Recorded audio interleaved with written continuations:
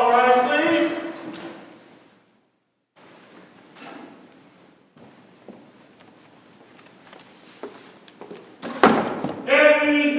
Heavy. All persons having anything to do before the Honorable, the Justices of the Appeals Court, now sitting at Boston within and for the Commonwealth. Draw near, give your attendance, and you shall be heard. God save the Commonwealth of Massachusetts. This court is open. Please be seated. Good morning and welcome to today's sitting of the Appeals Court. I'm going to begin like I usually do with introducing the panel to everybody who's in the court and everybody who will be arguing before us today. To my right is Justice John Englander, to my left is Justice Christopher Hodgens, and my name is Ariane Vuono. I want to remind everybody that you have 15 minutes to present your argument. We've reviewed everything that you have provided to us, so please get right to your most important points as soon as you can. There is no rebuttal in the Appeals Court. So once you present your argument, the other side will present his or her argument, and that will be the end of the case. We take the case under advisement thereafter. All right? Nothing else needs to be said before we start. I see the parties are already here. 2024-0028 is our first case. Paul NORDBERG versus the Commissioner of the Massachusetts Department of Youth Services and others. Mr. NORDBERG? Good morning. My name is Paul NORDBERG, and I am the plaintiff and appellant in this lawsuit. For 19 consecutive years, running from fiscal year 2007 to fiscal year 2025, each final state budget has had a separate line item in it relating to the salaries and enhancing the salaries of the teachers who work at the Department of Youth Services. The disagreement here is over what those line items mean. Let me give you a quick summary of how this saga started. In the year 2000, the legislature directed the Department of Youth Services and Department of Education to have an outside consultant evaluate operations. The report that they turned in on February 1st, 2001 is in the record at pages 201 to 230. Mm-hmm. They found that there were 223 educators employed at DYS. 196 of them were employed by a consortium of 17 different vendors. You know, I'm going to help you out a little bit and let you know that we know the history of the case, and if you could just direct your attention initially as to why it is that you think that the statute needs to be, or the budget item needs to be interpreted the way that you maintain it should be. Okay. This matter really starts in the fiscal budget for the year 2007. Mm-hmm. In fiscal year 2007, there was a line item 7027-1005. And that has different language in it than any of the ones that follow. That is correct. Right? It says to increase the salaries of. Yeah, that's correct. So what do you do with that? Because that seems to me to be a fairly significant difference in language. I'm going to get. I'm sorry, sir. I don't mean to interrupt you too much, but it seems to me that's the core of the problem. Right. There's a subsequent core of the problem, but let's start with just the statutory language. That's what we're directed to look at first. I'd say that the core here is, I'm not a lawyer. What I am is an English teacher, and there are 16 years in which the line item says for enhanced salaries for the teachers at DYS, a dollar amount in a single year's final budget. Nowhere in all of these items is there anything that reflects that these are intended not to be raises in the year they're enacted, but somehow to keep in effect the first raise, which happened in fiscal year 2007. I say it is very obvious that had the legislature had any intent that these subsequent items were to have the effect alleged by the defendants, it would have been very easily verbalized. It could have said line item 42000500, these funds will keep in full effect. So that's not an argument that an English teacher is making about language. That's an argument about the intent of the legislature, right? Yes. Because when we talk about language, one says to increase the salaries. Yes. And from then on, it says for enhanced salaries. Yes. Roughly. Yes. I think there may be one that says something a little bit No, there's different. one that's very, very important, says very different, sir. Okay? But I think we have to read this as English. I agree with you on that one. Okay, for enhanced salaries for the teachers working at the Department of Youth Services in a single year's budget. I think it's simply English reads for increased salaries, for better salaries. That one, they did increase the salaries, right? Excuse me. And they used that money to increase the salaries in 2006 or seven, I think, But right? what I'm saying is that I think by any reading of English, just the way we speak it, it means people who are fluent in English. A line item that says for enhanced salaries for the teachers at DYS with a dollar amount which differs every year in a single year, that is an instruction to increase the salaries for the teachers at DYS during that year. Had the legislature intended that it have the meaning that they argued and the Superior Court found, it would have been very, very easy just to put that in English. You know, 4,200, They 500. could have written it differently, okay? What you're saying is they could have written it differently. Right.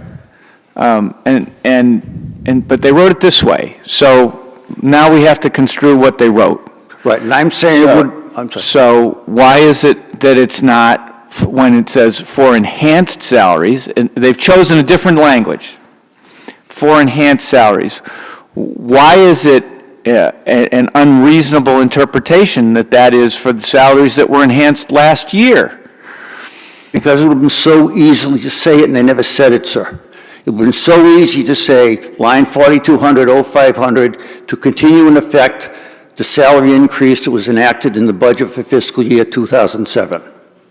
I think that is... This is a plain language, so, I mean, because the next question, which is the one I think you have a really hard time with, is if you're right, your salary would be over $300,000 a year right now. If I'm right, another panel of this court in dictum said that. That is not correct. First of all, I've never said it. I read what declaration you were requesting, sir, and I cannot see how, if you got that declaration, you wouldn't have a salary of roughly $300,000 a year. You're asking for a declaration that says, in each year, the increase reset the baseline, and then you got that extra $2.5 million in the next year. And that's been going, as you say, for now 19 years, 18 years, roughly, right? So how is that wrong? I mean, if you got the declaration you were requesting, you would get that increase each and every year. I think the best explanation of how that's wrong is in the defendant's brief at page 24. They say it's wrong, and they explain why it's wrong. No. My question is, how am I wrong? How am I misreading what relief you're asking? Your request and your theory is that in each year, the increase, the salaries of DYS teachers, which I think you said they're 190 or 200, I can't remember the exact number, they had to go up, that $2.5 million had to be added to their salaries. Right. And that reset the baseline. And then the next year, they have to go up another $2.5 million. That's what you asked for, right? Right, and I mean, the problem is when you say that, Your Honor, okay, that is basically saying that the DYS and the government have broken the law so long that there can't be relief. Because if they'd done it for 3 years, we would have achieved competitive salaries, and if they'd done what the report recommended, which is just put the contract teachers on the same salary schedule as the 26. Right. I still don't hear you answering Justice Engler's question, which is, what do you say, had you obtained the declaration that you sought, what would your salary be today? What would it be? I would say that would be, because we're asking for no money judgment, that would be a related but different lawsuit in which a No, court... that's not my question. My question is, what would it be? Because one of the things that we have to pay attention to is whether or not an interpretation of a statute would result in what we call an absurd result. Right. Right? So how this would play out is important. which is why Justice Englander, if I may say so, is asking you the question, is asking the question. What do you say would be the salary, based on your interpretation of what this line I item said my means? salary would be $109,000. And how do you get there? I get there because the whole idea was to pay us market rate, and if I was a state employee, there is a salary scale for state teachers who work at DYS, and I would make $109,000. I think that Okay. the failure to follow the rule, and particularly I want to get back to 2009, which I think is inexplicable. Okay, the failure to follow the rule. 2009, there was no increase at all. They didn't use the money, right? Right. Okay. When did you file a lawsuit? 2017. Okay, so 8 years after that. Yep. Okay. I think because you're relying, surprise, you're relying on the defense's position. I'm sorry, just, Okay. Yes. you know, you do an outstanding job. Your briefs are really well-written. You know, as a pro se litigant, you do an excellent job. So I'm just going to tell you, don't take anything from my questions, okay? Okay. I'm not relying on anything. I haven't decided anything. I'm just asking the questions, and I'm trying to ask the questions that are critical Yes. to understanding your theory. Okay. The defendants say this is a 19-leak chain. First adjustment 2007, and then they just keep it in effect. When we look at Chapter 182 of the Acts of 2008, that has a line item that says 4,200,0500 for the enhancement of the Department of Youth Services educational system, provided that not less than $3,300,000 shall be expended for the enhancement of salaries of the teachers, amount appropriated $3,300,000. The only witness that the defendants produced was Mr. Cole, who was then the Deputy Commissioner CFO of DYS, right? And I asked Mr. Cole, and the Superior Court judge relied upon it, do you read that as an instruction from the legislature to give the teachers working at DYS a $3.3 million raise during fiscal year 2009? He said, no, I don't, okay? Now, I think that answer stands any interpretation of English on its head. The Superior Court judge who decided this wrote this conclusion that there's only 1 year, that 2009 was not a raise, is supported by the uncontested testimony of DYS's Deputy Commissioner and Chief Financial Officer Cole, rejecting the position that line item 4,200,0500 represents an instruction from the legislature to give the teachers working at DYS a $3.3 million salary raise during 2009. I don't think there is any way for anybody to possibly read that line item as anything other than instruction. Aren't we just arguing about the same thing, whether the word enhance means raise? The word in the statute is enhance. The word that you asked, in the question that you asked of that witness was raise. He said, no, I don't think it means you have to give him a raise. Okay, I'm, this may sound a little too abrupt. I am going to assume that each of the three of you can understand what that means, and raised enhancement is not relevant to understanding what that means. If you understand the English language, you cannot read that to not be raised. You'll have to decide what. Cannot read that, excuse me, I didn't follow that. You cannot read that to. Anything other than instruction to give the teachers working at DYS a $3,300,000 raise. So when you say that, are you relying on anything other than the word enhance? I'm having trouble understanding what I don't understand. I think, but remember, you said take nothing for your questions. Well, that's right. No, I think that it is very clear in the English language what the word enhanced means in the context of that item, and it is a raise. I don't think there is any plausible interpretation. Okay, so it's a plain language argument. Okay. Okay. I think and I think particularly on that item, when the Superior Court judge ruled, the reason that that was not a raise was because Mr. Cole said it was not a raise. And I think that's why we have declaratory judgment actions. When a government agency interprets or administers the law differently than it's written, it has to be done. I have to try to very quickly get to a couple of things. Okay? Well, let me just ask you this. Isn't it possible that the legislature, in writing it this way, was just trying to make sure that this money was segregated and would be devoted strictly to funding the raises that were in place, funding those raises going forward, so that that money would not be diverted to other things, such as other administrative costs? I say no, because it would have always been $2,550,000, because that would have been what had to be maintained. I say it's not reasonable. I'm sorry, I should be- didn't understand that answer. You're saying that the number would have, if that was all that they intended, the number would have been the same every as the- year. the raise. But instead, they increased it. Yes.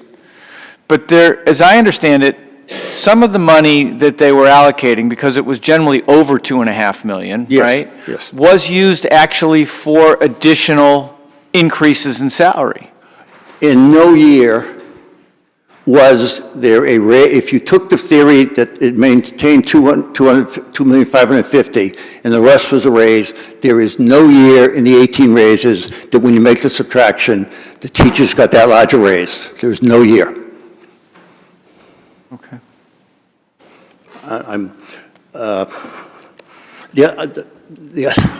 I've run out of time. You're correct. You have no more time. But thank you for your argument, and I'll echo what Justice Englander said. Your brief is well done, and we have all of your arguments that are in there. They're not waived, okay? Now we'll hear from Counselor for the department. Thank you, Your Honor. Good morning, Assistant Attorney General Mary Ann Reynolds for the defendant state officials.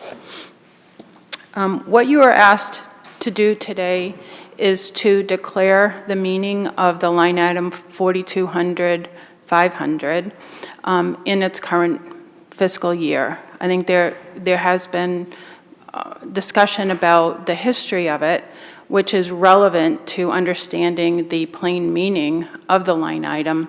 But as we have been arguing, this is not about a money damages case. We are not looking backwards. Prior fiscal years are closed. But it is a repeating line item that doesn't change. So our mootness argument that we had made previously was not adopted, and we Let me understand. make sure I understand that argument. Even though this was filed in 2017, about the language of the 2017 budget, we're not to think about this as a case where we could enter any relief with respect to the 2017, 18, 19, 20, 21, 22, 23 budgets, only the 24 budget. Is that your argument? Yes, because the language of it's a statutory interpretation, and the language has not changed. We would be happy for you to confirm, as we have argued, that the And the reason that we can't do that is because it's moot? Because the budget's closed, in your view? Well, there's no longer a statute, 4,200,500, for anything other than the General Appropriations Act that's currently in place. Okay. It's been replaced Does by. the Commonwealth concede that the money that was budgeted, for now, I'll just accept your position.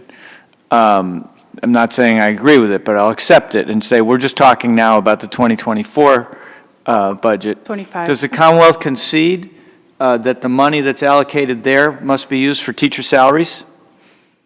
For teacher salaries, yes. And we are asking you to declare. Okay. that- Was all the money used for teacher salaries this year? Yes. Well, the current year is ongoing, but yes, it is being. Because in past years it hasn't been, right? No, incorrect.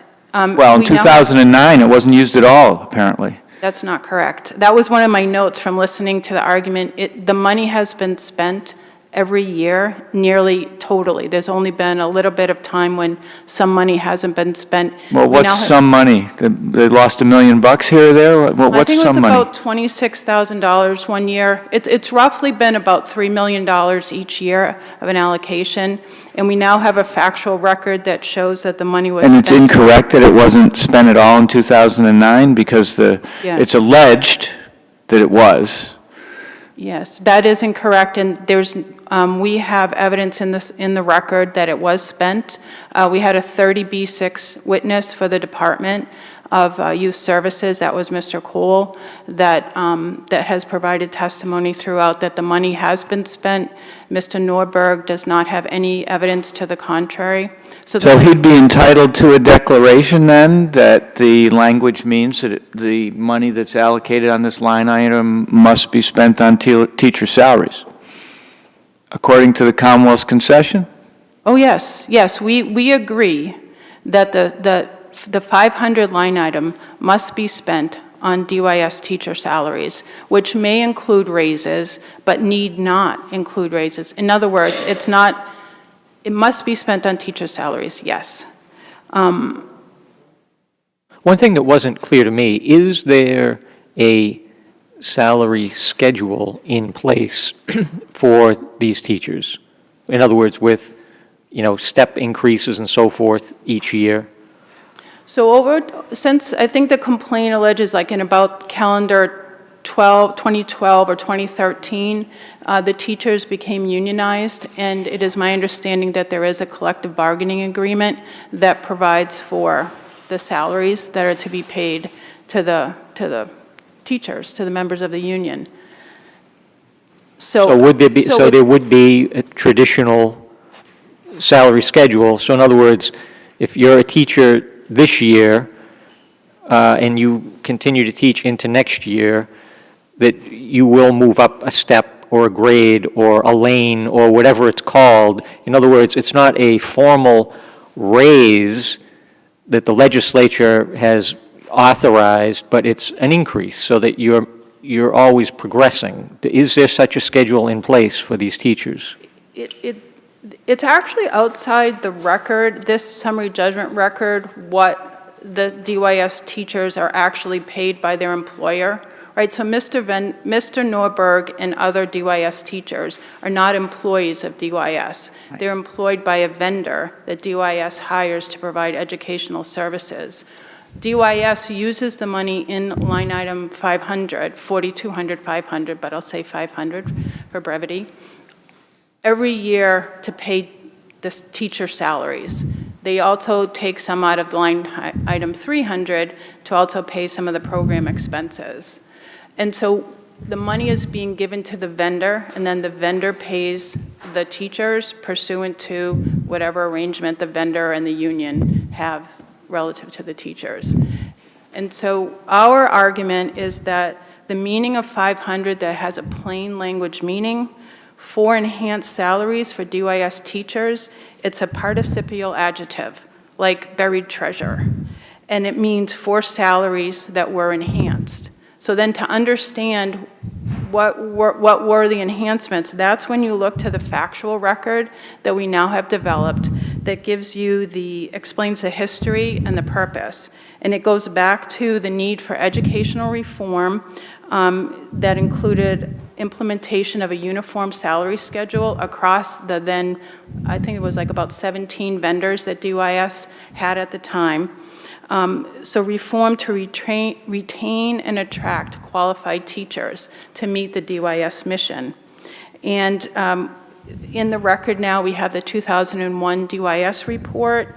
We have the line items that were directed that a foundation budget be developed. The line item, Justice Englander, as you mentioned, the 7027 1005 that said to increase, that was the beginning. We agree that if the legislature says to increase salaries, it means to increase salaries. Well, this is what I'm trying to understand. I think there's a disconnect here, because I understand what Mr. NORDBERG is saying, that on the one hand, it seems like the legislature wants these teachers to be paid more, But on the other hand, it's a private contractor, and the legislature really has no control over what that private contractor is paying the teachers.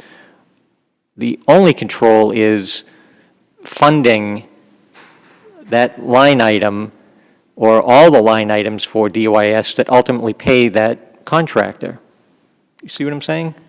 Yeah, I would say that the disconnect is that 500 doesn't evidence an intent necessarily to pay more. It evidences an intent to pay salaries. And what salaries? To pay salaries at least at the level at which they were set back in 2007. Well, over the years, as was noted, and as is evidenced in the record, salaries have increased, right? So there has been, there was like up to a 53% increase in the early years. And then over time, there's been 3%, 10%, as evidenced in the record. So it's not that. Happy for that. It seems to me that would have to happen over 19 years. So Yeah. it's a dynamic system. I mean, it's like a real-life kind of a system because the main point, the purpose to be addressed is to have a robust educational service program for the students that DYS has responsibility for. And so we have, we see in the record that DYS has concentrated on identifying that it had a problem in the past about 20 years ago, took effort with the assistance of the Department of Education, now DESE, and the legislature to address that. And you see from the Donahue report in the record that a lot of progress has been made. As to Judge Hodgens' question, presumably there's a contract between DYS and the vendors as to what they need to pay. They're obligated to pay at a certain level, presumably. Otherwise, this whole line item thing doesn't make a whole lot of sense to me. In other words, the vendor could potentially just take a 50% profit and give the teachers even less, and then it would be a line item that would really have no impact. But I presume that DYS doesn't permit that to happen because they choose the vendors and then that gets checked every, whatever, I don't know, if vendors probably have a 3-year contract with them or something like that, I presume. So something like that. I can't speak to that directly because I don't want to misstate anything. That's a little bit outside the record anyway. A little bit outside the record. But yes, there is, and obviously there's no one here complaining that the department, other than Mr. NORDBERG, that the department is not fairly paying the teachers, right? Like the union is not here, the vendor is not here. And we do think that Mr. NORDBERG respectfully is wrong. He is not identifying that the plain language has a participial adjective in it. And I think an important point here too is that this is not a statute that was enacted almost 20 years ago and then has just sat there. Every year, the legislature reenacts 500. Every year, the legislature looks at it. It has had the same language since fiscal. If we assume that what the plaintiff is asking for is that every year that money is used to reset the teacher salaries at an increase of $3 million a year roughly, where would the salaries be now? They would be north of 200,000. That would be an absurd result. And how do we know that? Did someone testify to that? Did someone run the calculation? Where's that number in the record? It's based on a division, like the pool of teachers is something in the neighborhood of 174 teachers, something like that. That number's in the record. Mr. NORDBERG had provided it. And then roughly 3 million, and if you divide that, I think it comes to a certain number. And then you would add that to whatever the average was starting in 2006 or 2007, and that would give you the result. That would get you up there, right, which is just, it doesn't make sense. What do you say to the plaintiff's position that, look, that's not what I'm saying. What I'm really saying is you needed to get the salaries up to what the competitive salaries are of other municipal other municipal entities that are paying teachers to teach in the Commonwealth. So I say that the goal was to obtain parity between DYS teachers, first of all. Why would that be the goal, rather than the goal to be competitive so that you can hire teachers who are as good as the other teachers in the Commonwealth? So the first level would be that to have fairness among all of the teachers that were teaching the DYS students, and that was achieved. That's small consolation to people if they're getting paid at 20% of what the others are getting paid. And why wouldn't the goal be to make the salaries competitive so that they can hire teachers who can properly teach people who are at DYS? And I'm not saying that that is not the goal. That would be misunderstanding what I'm saying. I'm saying that yes, that there is evidence in this record from the department's 30B6 witness, Mr. Cole, that the department is aware generally of what the teacher salaries are in the Commonwealth statewide, and that the current salaries for the DYS teachers is in that range. So we actually would say that the DYS salaries are competitive because they are in the range of a statewide average.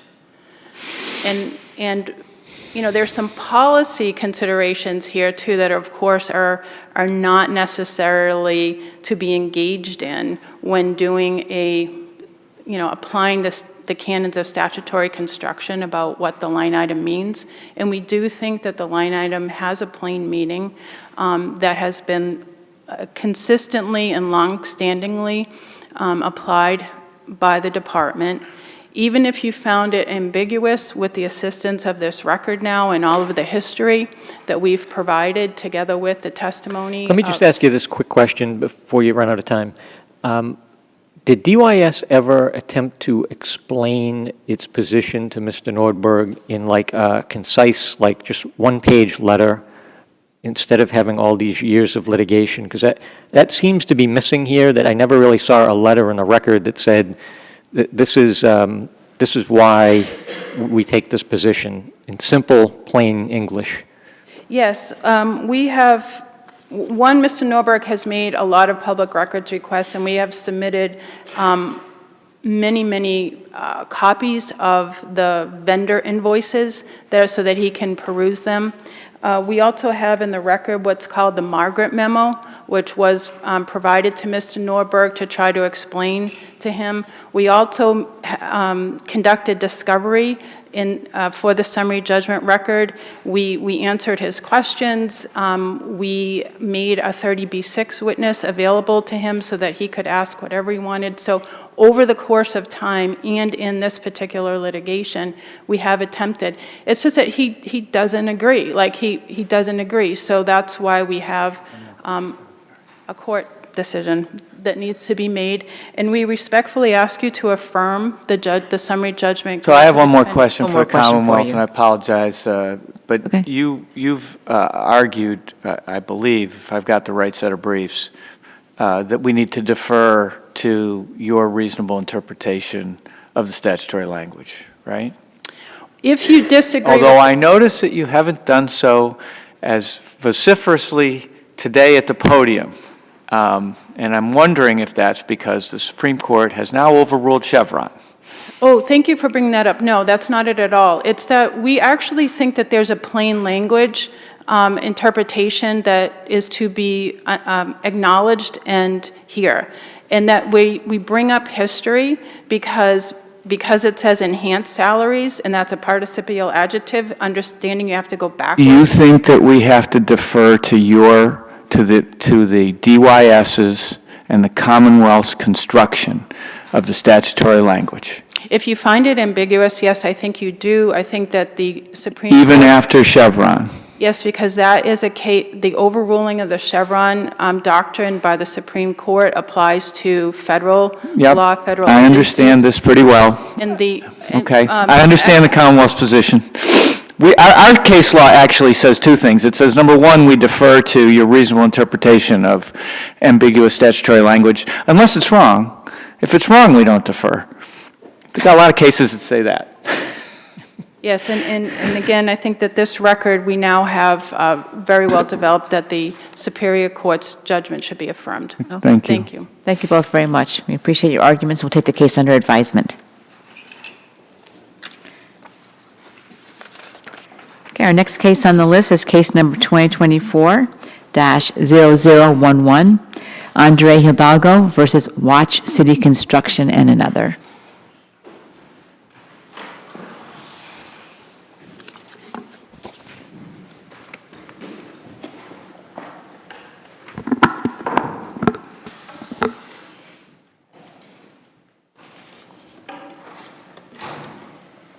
Good morning. Good morning. May I begin? Please do. May it please the court, my name is David Belfort. I represent the appellant, Andres Hidalgo. Mr. Hidalgo filed a wage action to recover his hourly pay, and in response, the employer filed 2 process counterclaims. Count 2 of the counterclaims was malicious prosecution, and count 3 was abusive process. Both of these type of retaliatory claims are precisely what the statute, the anti-SLAPP statute, Suppose is he's designed. right. I'm sorry, I didn't hear you, Your Honor. Suppose he's right. You want us to dismiss the case because you say, the anti-SLAPP says the case has to be dismissed. Suppose, just hypothetically, that in fact your claim is without any reasonable basis in fact or law. Doesn't that seem like a very odd way to conduct a judicial process, to dismiss a claim that is actually factually correct at this stage? Your Honor, the recent SJC decision of Bristol Asphalt makes it fairly clear that we do not consider intent or malice or credibility determinations at all. All we look at is conduct. All we look at in this case is the conduct that these 2 counterclaims are aimed precisely at the petitioning activity, Mr. Hidalgo's. So I understand that, and I apologize, counsel, that I jumped right into the middle of this problem. But what I'm giving you is an opportunity to kind of help me through, okay? You definitely are in a situation where claims have been brought against you that are based entirely on petitioning activity. And there's a dispute, a factual dispute, as to whether your claim has any factual merit whatsoever. Your client says, I worked for 6 weeks. They say, he worked for 2 weeks. If your client, in fact, worked for 2 weeks, then your claim is without any reasonable basis in fact, and therefore should be sanctionable, don't you think? No, Your Honor. If you assume that, if you assume with me that you've brought a claim saying my client worked for 6 weeks, and in fact your client only worked for 2, shouldn't that claim be met with an abusive process or malicious prosecution claim? Well, in this case, we have a low-wage earner who filed a verified wage complaint with the Attorney General. He then filed a lawsuit and an affidavit that he signed. The recent SJC decision tells us that that is enough to proceed.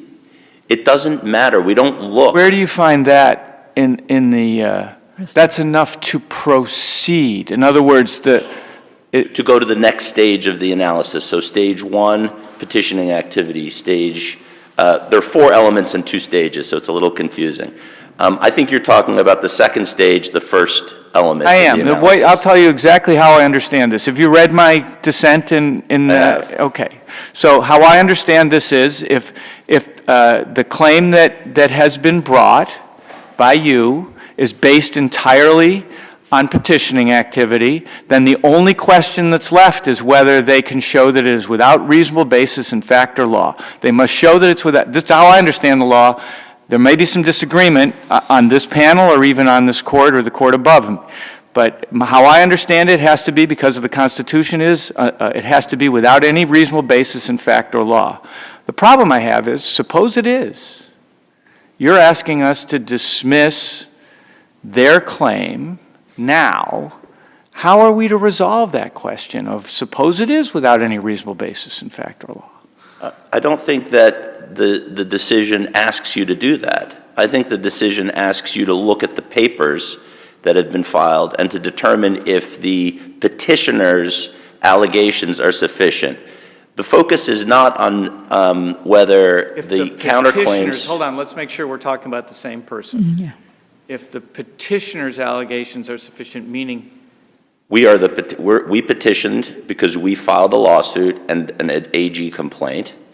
They filed a counterclaim saying that our petitioning activity, we agree, it sounds like our petitioning activity is the source of the counterclaim. right, So then we proceed to the second stage, Was it the third without- element in their analysis. Has it been shown to be? Has it been shown to be? They Without need- reasonable basis in fact or law? Isn't that the way you would think that isn't that what Justice Kafker's opinion now says? Well, the exact language is that they have to, the special process motion opponent has to show by preponderance of the evidence. That's what their flow chart. Yeah, but isn't the real important word in there devoid? Devoid. Correct. So, Nothing. I'm sorry, Zip. what is your question? It isn't devoid the important word in the statute. Yes, it is an important word in the statute. And so there's no way, based on our claims, our Attorney General complaint, that it can be shown that and it's their burden, that our claims are devoid. And so, So there's a suggestion, if you go back to, like, I think it's Jackish, to the Cordy dissent, that what should have been done here is they should have taken deposition testimony in order to show that they could overcome the anti-SLAPP motion. That didn't happen, right? not in our case. In our case, we're Solely based on the factual record, which is your complaint and what he says is a verified counterclaim. That's all we've got? it was verified. And that's all we've got? That's all you've got. You do have the Attorney General's complaint that was in the record and the affidavit from the plaintiff. Because remember, we don't look at the verified counterclaim. The SJC says we don't look at the verified counterclaim. I don't think that's what the SJC says. I think the SJC says that You the say focus... that's just not enough, maybe. But I don't think they say you don't look at it. I think it's telling in Where do you think they say that you don't look at it? When I believe that the focus is on the petition. I think the standard is that you focus on the petitioner, on our claims, not on the counterclaims, because that's what the standard is. It says the stage 2 third element has the special motion opponent shown. That's a focus on our claims. Say that again. Has the special motion Motion proponent shown? Yes. Have we shown No, by special, preponderance of the evidence? special motion proponent I'm is sorry. him. You're right, Your Honor. Other Have side. they Hey, shown Look, that- I don't Other side. blame you for getting confused. Okay? That's why I say employer and I don't blame you Hidalgo, for getting 'cause it's confused. It's really confusing. Right, The so other they have side. to show that our petitioning is devoid of fact and law. Yes, that's their obligation. And they haven't. They haven't in this case. They can't. Well, whoa, those are two very different things. They haven't and they can't. Well, the cases that are cited are cases where it's frivolous. If this court finds... If your client only worked for 2 weeks, it's frivolous. You ought to be sanctioned. Right, but there's nothing in the record that supports that. That's different. That's they haven't, not they can't. You're right, Your Honor. Okay? You understand my point? I do. Because it's really critical, I think. Yeah, I do think it's But you critical. say if they haven't, then they haven't, and so in other words, they cannot prevail at this stage. Is that, Correct. that's your point? Yes, Your Honor.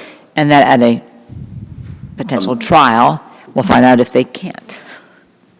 Okay. Well, they haven't. I think it's two interesting points in this case. The judge actually, I don't know if you noticed this, but the judge originally granted my motion Yeah. and then reversed when the we went in on a reconsideration. motion for assessment of damages.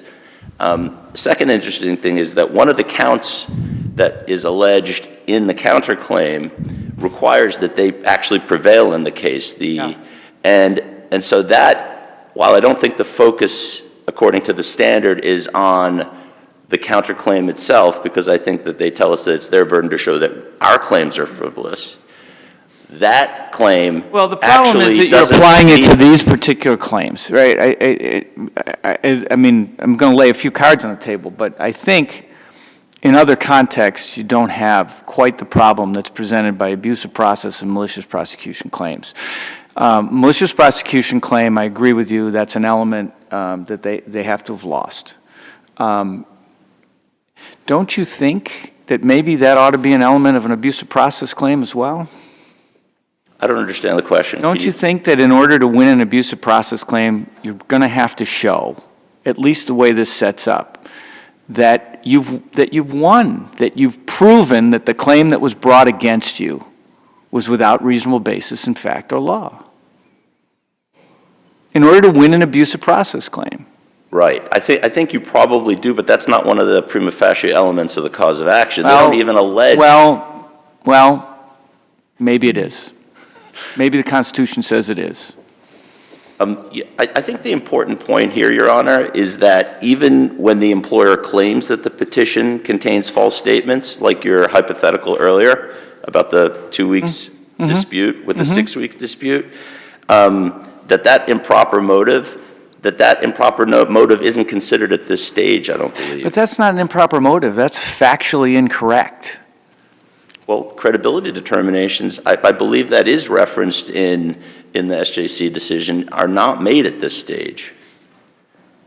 So, did you read Justice I did, Cordy's yeah. concurrence? He suggests maybe that that's the only way that someone bringing this kind of claim, these two claims, maybe that's the only way they can get those claims to survive, is to actually to have factual record.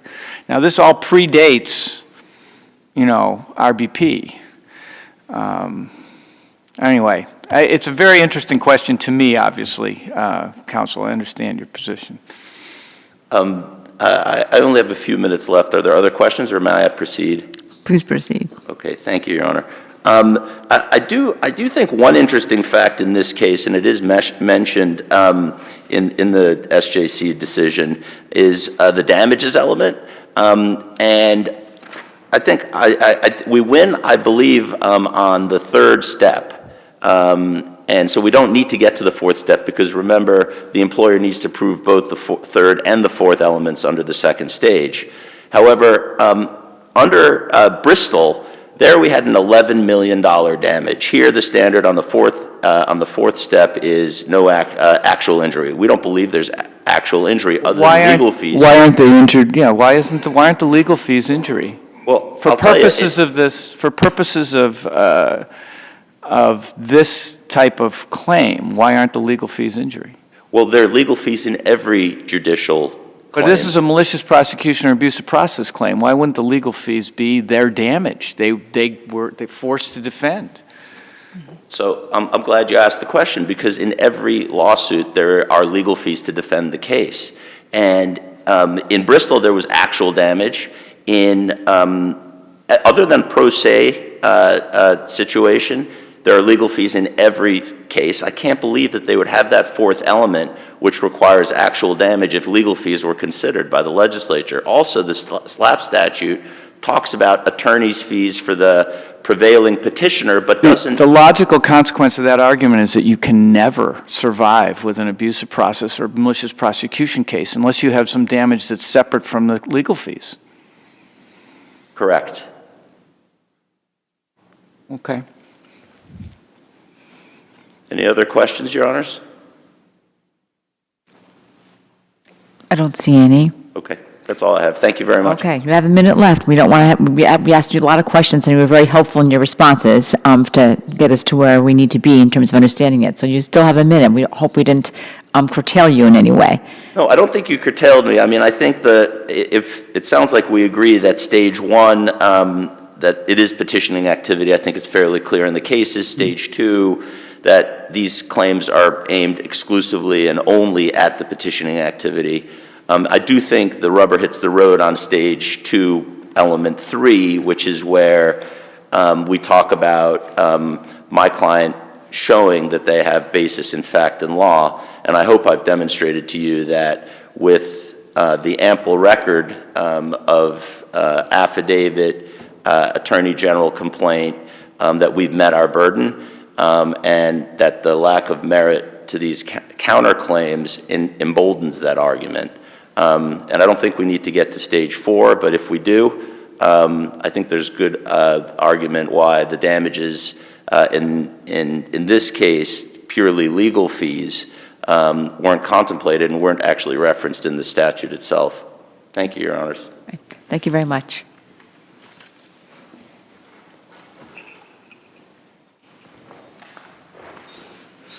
Good morning, Your Honors. Elliot Lowe. I don't think this is a very complicated matter. The statute is very complicated. It always was, and that's why the SJC took up these cases. The fact pattern here, I think you've got down cold. It's not complicated at all. It's 2 weeks of pay versus 6 weeks versus 6 weeks of pay. The two counterclaims at issue, the abusive process and the malicious prosecution, were brought. And at the district court stage, I told the judge, with regard to the malicious prosecution case, which Justice Englander mentioned a couple of times, that these cases, in our practice, in our experience, have been brought routinely. I don't want to call them garden variety counterclaims, because they're not. They're brought only when they actually apply. And the malicious prosecution counterclaim does need a favorable result in order to succeed. And I told the judge at that point, I recognize that that might be dismissed, although in practice, judges have allowed them to remain in the case for judicial economy, just for and staying. If it were dismissed, though, it would be dismissed under 12b-6 without prejudice to renewal when and if those facts could be established, right? And some judges do that, and other judges have let them stay. Why isn't the same result appropriate for the abusive process claim? The abusive process claim, the elements do not require the favorable result in order to dismiss at that stage. You're allowed to maintain that. You can bring a claim for abusive process based solely on an ulterior motive, even if it's shown to lack objective. Even if it's shown that the claim that you're challenging had a reasonable basis in fact or law. If the claim has a reasonable basis, but the defending party, my client, has evidence that it does not, that's the factual dispute that has to be tried. No, but you understand my point, I think. I saw you nodding over there, so I think you get this, because you know it plays out in the concurrence and the dissent in the appeals court in RBP.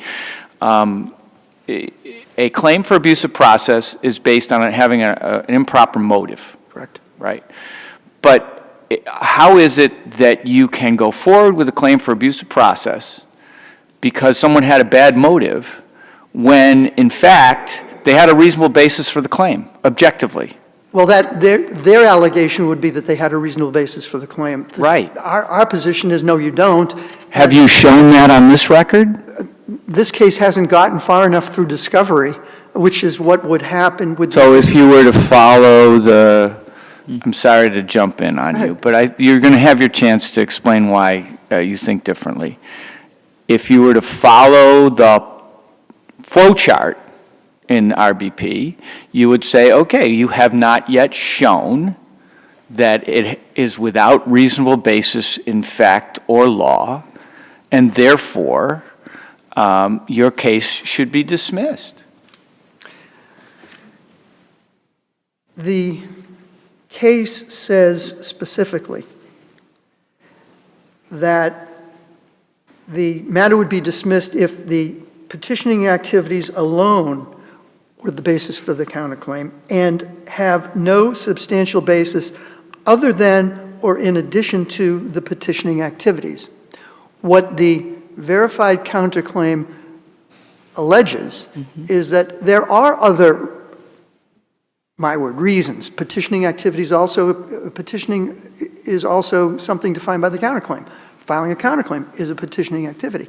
We have shown in our verified counterclaim that there is a reason other than just the mere filing of the lawsuit for wages for us to bring that counterclaim. And what is that? And that is that we have alleged that the claim was brought only for the purpose, other than for the purpose for which a claim in litigation is supposed to be brought.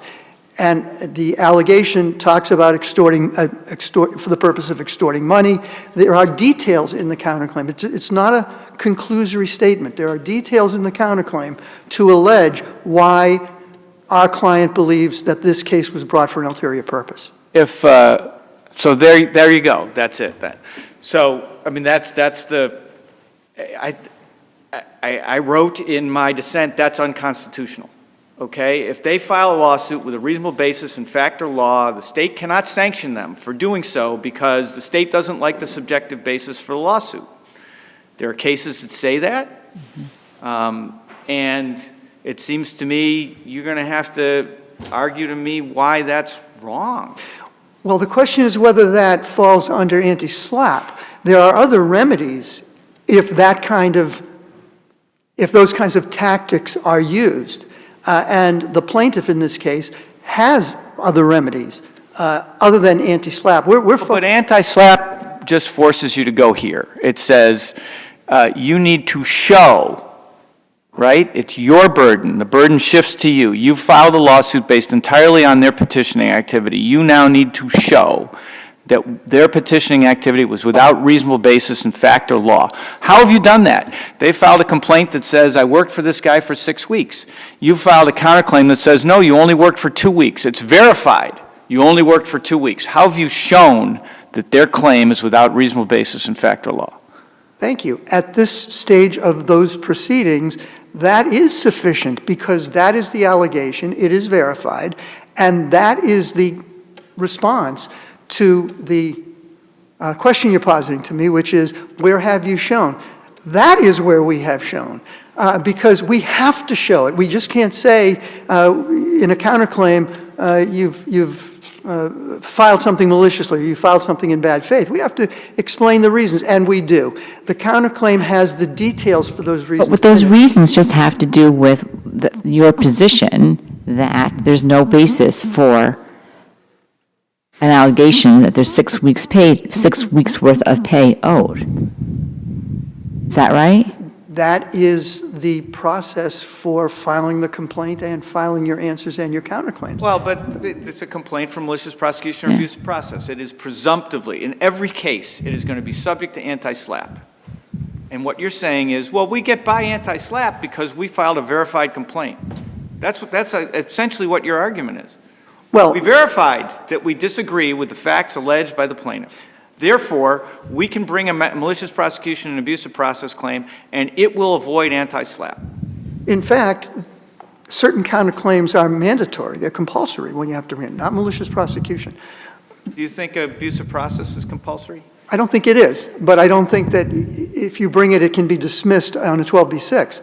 I think that you have the right to do your discovery, establish your facts, which every litigant should have the right to do, and that's the constitutional argument I think you mentioned, and develop your case. This is what we do. But to say, as the court said in Bristol, that anti-SLAPP is not meant for these kinds of cases, should be narrowly construed, should not be something that dismisses legitimate, possibly legit, my word, not the court's, possibly legitimate counterclaims. I think anti-SLAPP is not meant for these claims. It seems to me these claims are at the absolute core of anti-SLAPP. The plaintiff, who is a day laborer, files a lawsuit and says, you didn't pay my wages. Right. And you respond with, this is a malicious prosecution and abusive process. Sounds like anti-SLAPP to me. Sounds like right in the core of anti-SLAPP. Sounds like anti-SLAPP ought to apply unless his claim is without reasonable basis in fact or law. And our job was to present evidence, which is the verified counterclaim, why we allege that, and we have. But all you're alleging is that you disagree. That's only 2 weeks worth of work, not 6. And then you add on sort of gloss on that or enhance that, to put it this way. You're only filing the lawsuit so we actually pay you for 6 weeks, not for 2. I'm sorry, I just didn't hear the last You're part. only filing this lawsuit to coerce us to pay you for 6 weeks when we only owe you for 2. And that states a claim. But that happens when that apply in every single case, in every single lawsuit where you disagree with the basis of the factual underpinning? Judge, respectfully, generally, yes. Counterclaims and claims and defenses, but counterclaims do challenge the truthfulness, the veracity, the sufficiency of the claims that are being made. We respond to the allegations of a complaint with the facts and the evidence, a verified counterclaim, that we have. And that's pleading. That's what you do. Yeah, but see, that's evidence to the contrary. That's not evidence that the plaintiff's claim is devoid of any basis in fact or law. So let me ask you, what is your evidence that the plaintiff's claim is devoid of any basis in fact or law? Not just evidence to the contrary, but it's devoid. Thank you. I have to go back to the pleadings that were filed in this case, which was the complaint and the answer in verified counterclaims. That's all there is so far. What we've pleaded shows that, or at least alleges, that the complaint was devoid of a factual basis because the allegations allege that you're not entitled to it because you didn't work those 6 weeks. That's the allegation that says that your complaint is devoid of the claim that you're claiming to be entitled to relief from. That's all there is. And to say that it should apply in every case and these counterclaims should be knocked out before anybody has a chance to conduct their discovery and to do the other things that the rules and the Constitution allow, makes this... Suppose it was knocked out without prejudice to renewal after you win, assuming you do. That, of course, is something that the district court judge could do. I mean, all claims that are raised can be dismissed without prejudice. That doesn't... Not necessarily. I'm not sure I agree Well, with no, that. yeah, but let me yeah, just... no. Your verification actually says that your client certifies under the pains and penalties of perjury the information contained in this pleading is true, doesn't even say is, the is missing, to the best of my knowledge, information, and belief. To the best of my knowledge. True to the best of my knowledge, information, and belief. You think that's sufficient to actually contradict the allegations that are made in the complaint? Glad you mentioned that. Back in a different professional lifetime of mine, when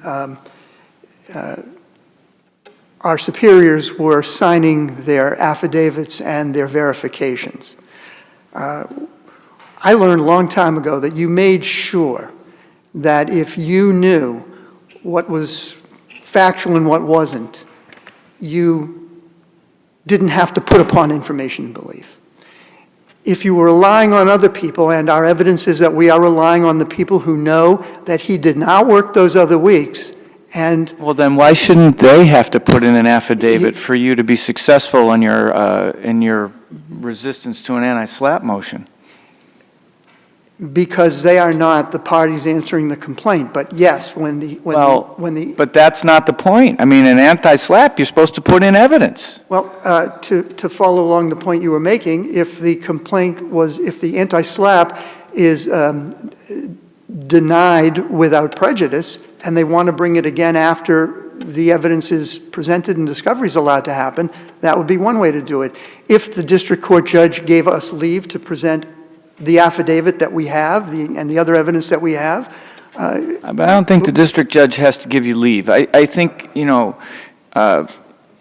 you successfully resisted anti-SLAPP, so it's his appeal, but I think it was your job to carry the burden of showing that it was without reasonable basis in fact or law, right? That is part of it. It goes on. It's based upon the petitioning activities alone and have no substantial basis other than or in addition to the petitioning activities. And our position is, and I've heard every word you've said, believe me, that the verified counterclaim with the allegations that support it in the counterclaim itself are the facts that support the fact that there is something in addition to... One more question because we're running out of time. What do you do with Fabre, Jockett? There's a trio of cases that dismiss these on anti-SLAPP grounds. What do you do with those three cases? We're supposed to ignore those? I would, I would respond by saying what also has been, what was in the Katz case cited in my brief, which the SJC did not comment on or overrule, but they do say that plaintiffs shouldn't be immunized from counterclaims simply because they are filed in response, under the old language, to the moving party's claims. What are you quoting now? The Katz case, which is in my brief, cited in my brief. How's that a Fabre and Jockish, and I can't remember the third case that I read that, and I think it's the third case where you have the concurrence from Justice Cordy, but they're all malicious prosecution, abuse of process cases. Every one of them, they hold the anti-SLAPP was properly invoked in order to dismiss the claims. And our case is different because we have supplied, under the rules that are enumerated now in Bristol Asphalt, we have provided factual information to support the fact that the counterclaims were not brought solely because the lawsuit was filed. They were brought because we claim there is factual evidence that they were brought maliciously and in bad faith and for purposes other than that for which a complaint should be filed. So I realize I'm out of time. I'd ask that you affirm the decision of the district court. Thank you. Unless you have other questions for me. Double checking. No further, excuse me, no further questions. Thank you both Thank you all very much.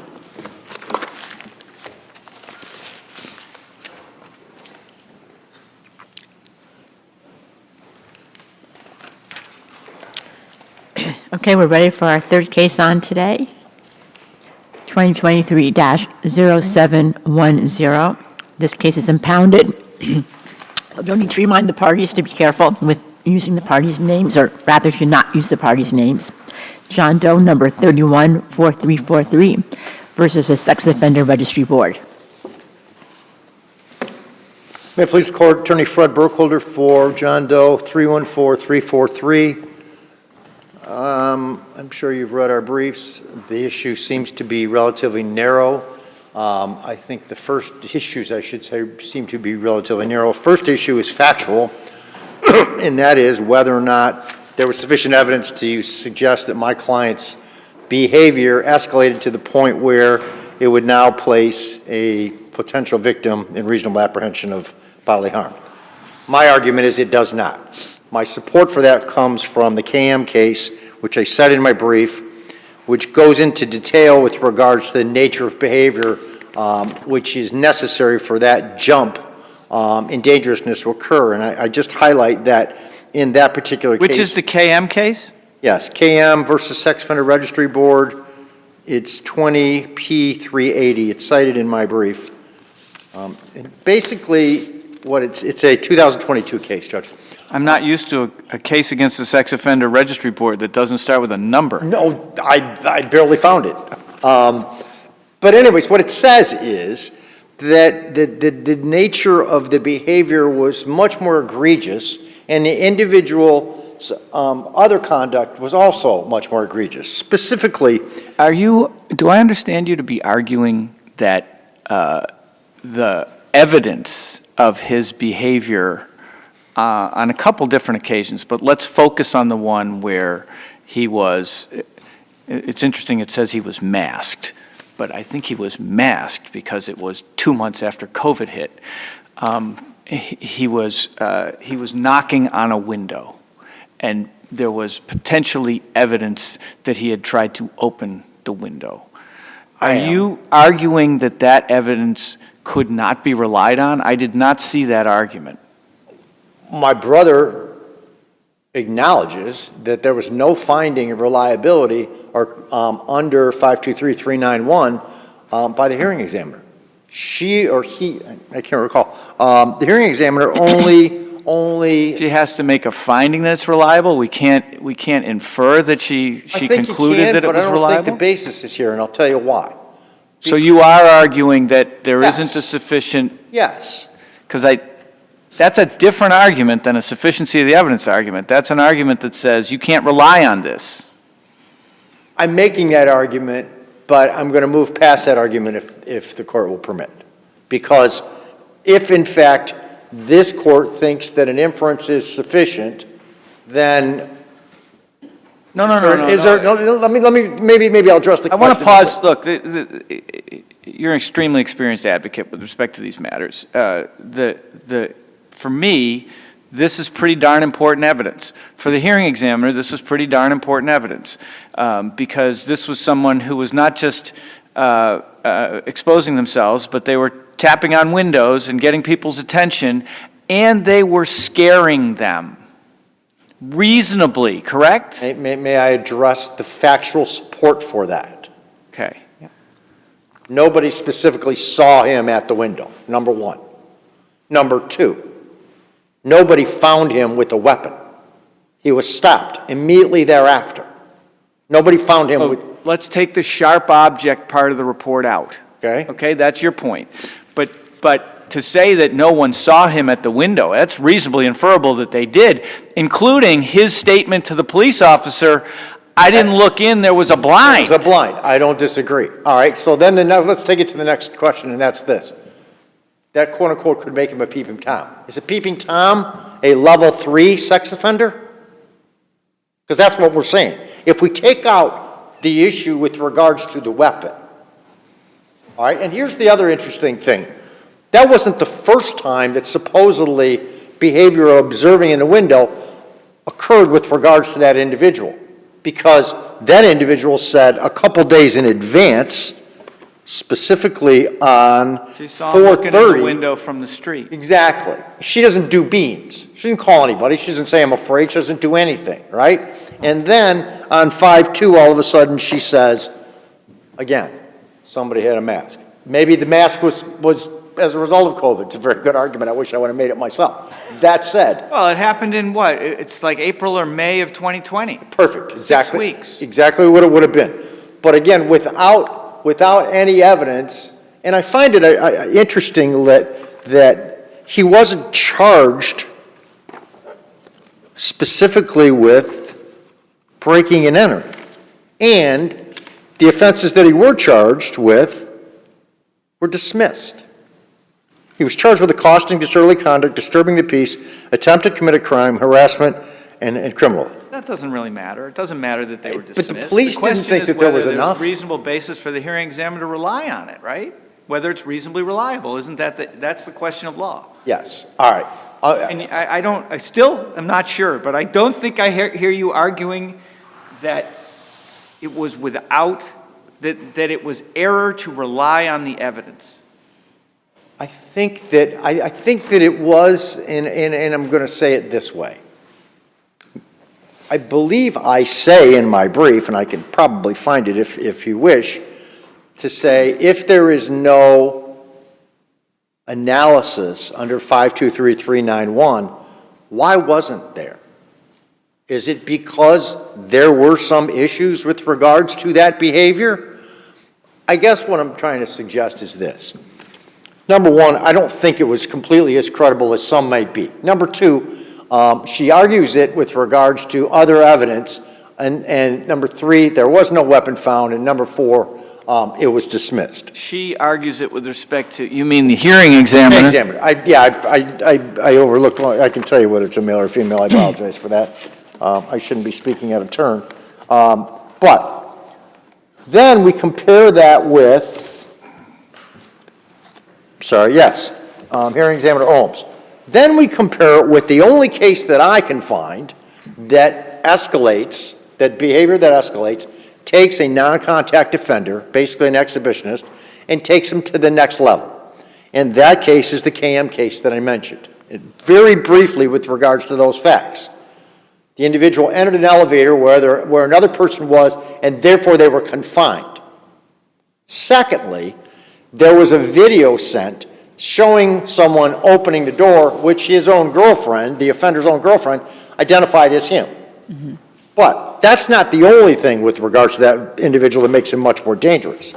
In addition to that, he assaulted a police officer. He was caught with carrying a dangerous in KM, the only case that you're aware of where an exhibitionist was determined to be enhanced is much more severe facts. Exactly. Accepted. Exactly. Aren't these facts severe enough? You have someone who, in a period of, I think, roughly 6 months, is outside a woman's home, knocks on her window, scares her. You have him, the same individual, who sees a woman in a park in 2 successive days to the point, and follows her to the point where on the second day she runs away and is scared. And I think there's a third event within those 6-month period. Why isn't that, I mean, how do we deal with that? These are placing someone in imminent and reasonable fear. Because I don't think that that behavior is severe enough to take you to a level 3. I think it may create a moderate degree of dangerousness. I come back to the continuum that 496501 talks about. And it talks about, as you well know, over here we have a non-contact offender, over here we have a contact offender. All of us have dealt with in a realm of these cases. They go The from third event is the one in the Arboretum, in which he threatens, he overtly threatens a police officer. Yeah, but not a victim. He didn't, that's not a victim. Well, I'm sorry, that the police officer becomes a victim when they're subject to an overt Yeah, threat but that's it wasn't criminal. a sexual offense victim, is what I'm trying to say. And that's what the expert says when he says there's no violence. If you look at the rest of this guy's record, it's non-existent.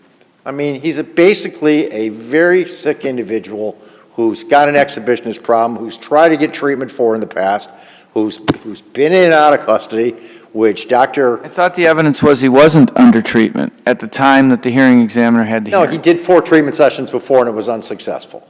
So he's tried treatment in the past. I have overstepped because in conversations with me, I'm only basing upon what was told to me, and that's not in the record, so I won't argue it. Mm-hmm. If I can just divert to one other thing. My brother makes an argument that what if it's not enough? Can we then find a level 3 degree of dangerousness based upon just the fact that there's an expectation that he might convict? All I want to say with regards to that is you need empirical I'm evidence. sorry, an expectation that what? Well, the argument I stated, just didn't hear what you said. Expectation yes, that... the argument that he states is that he suggests is not addressed by DOE 496501 is specifically, did Doe's behavior escalate to a point where it is reasonable to find he would commit a future sex contact offense without any degree of apprehension of or otherwise? Not any proof of that, just because of the fact of those basic facts. Because his behavior escalated enough, then is it reasonable to find he would commit future sex contact offense? No, take out the requirement from 496501 that there has to be a reasonable apprehension of bodily harm. Take that out. Is there still, suggesting maybe that a new standard should be adopted by this court, and I only want to say in response to that, and I didn't go into as much detail in it, or I didn't go into any detail because it was in his brief, so I want to respond to it very quickly here and say following. If you want to do that, then you go to the issue of whether there's any empirical basis for it. There was no evidence of that. The only evidence that dealt with that issue was submitted by the petitioner, and it was McNally's study that occurred in 2014 that basically says it's only a 5 to 10% chance. So that wasn't there. Then the next issue is if there's not enough evidence, then don't we defer to, because there's no empirical basis, doesn't that then make it necessary to have an expert? We have an expert here. He evaluated everything. Based upon his evaluation, he found what the record reflects, which is a relatively low degree of dangerousness. I just don't think that the jump from looking in the window takes you to a level 3. Yeah, but how about, I mean, just from a common sense point of view, here we have an individual who has this problem and he's exposing himself sort of randomly to people, if there's even people around. And then there seems to be a significant change that he then starts to engage his female victims in conversation. There seems to be more of a targeting, an effort to, although it's not physical contact, there's now an effort to make contact with people. isn't that a significant change in behavior? It's not illegal to talk to somebody, number one. Number two, he didn't lure anybody. He didn't say, would you like this piece of candy? Come here. I think in Suave. Those may be true, In but Suave, I think I'm sorry. those may be true, but that's not really an answer to Justice Hodgens' Well, question, which is that a change? I don't think so. And I don't think so because if you look at the factors that Suave says jumps to the next level, all right? They look at things like stalking, luring, approaching, contacting. Why wasn't it luring when the second day with the woman in the park, he called her by name, she came over, and he was exposing himself? Why isn't that luring? I think there has to be more of a malicious intent. I cite a definition that discusses that in, I didn't write it down again, but I can certainly find it, that says, Merriam-Webster's dictionary defines verb stalk, to pursue, quarry, or prey stealthily. I don't think he did that. I don't think it's illegal to talk to somebody. I don't think it's illegal to find out their name. I don't think it's illegal for him to it's not like I mean, I have cases where, you know, it's a child and the offender says, here, I want to show you something, and takes him in the woods and something happens. That didn't happen here. Well, This was all in the public. She didn't have to come over and do it. She did it voluntarily and the like. There was no contact that occurred. There was no confinement that occurred. And the other thing I have to say with regards to all these allegations of these individuals is it happened in a public place. He has every right to be there. But what about the woman in the car? I mean, yeah, there's no confinement in a sense, I guess, but this is a poor woman in a car, you know, he flagged down for directions and I didn't say what he was doing was right. I just don't think it's a level 3 degree of dangerous. I think he has a high risk of reoffense. Well, you did sort of say that. You did say the conduct was not illegal and the conduct was not that bad. I mean, you are saying that to a certain extent. Well, sure I am, but to the extent that look, I'm going to go back to the continuum. The Supreme Judicial Court said We understand. there has to be a And- continuum. That yeah. means, otherwise, Your Honor, with all due respect, what I have to come back to is this. We can't make every one of them a level 3. We Can't understand. make an individual who does just this a level 3 when there's other individuals out there who are aggravated rapists that are level 2s. So there's got to be a fine line that occurs, and I'm suggesting that the evidence here is not enough to take him past that. I mean, in the other cases... We understand your argument, and you actually made it very well. Now you're over your time, and you've also made it well in your brief, so it's not lost upon us, I assure you. Thank you for your time. It's always a pleasure. Same here, counsel. If it pleases the court, David Chennai for the board. Actually, KM was my case. Yeah, why doesn't it have a number? That's the plaintiff's prerogative. They just wrote KM. They do put in parentheses what the number is so that we know who we're talking about. But generally, that's one of the few cases that didn't have a number listed as its main heading.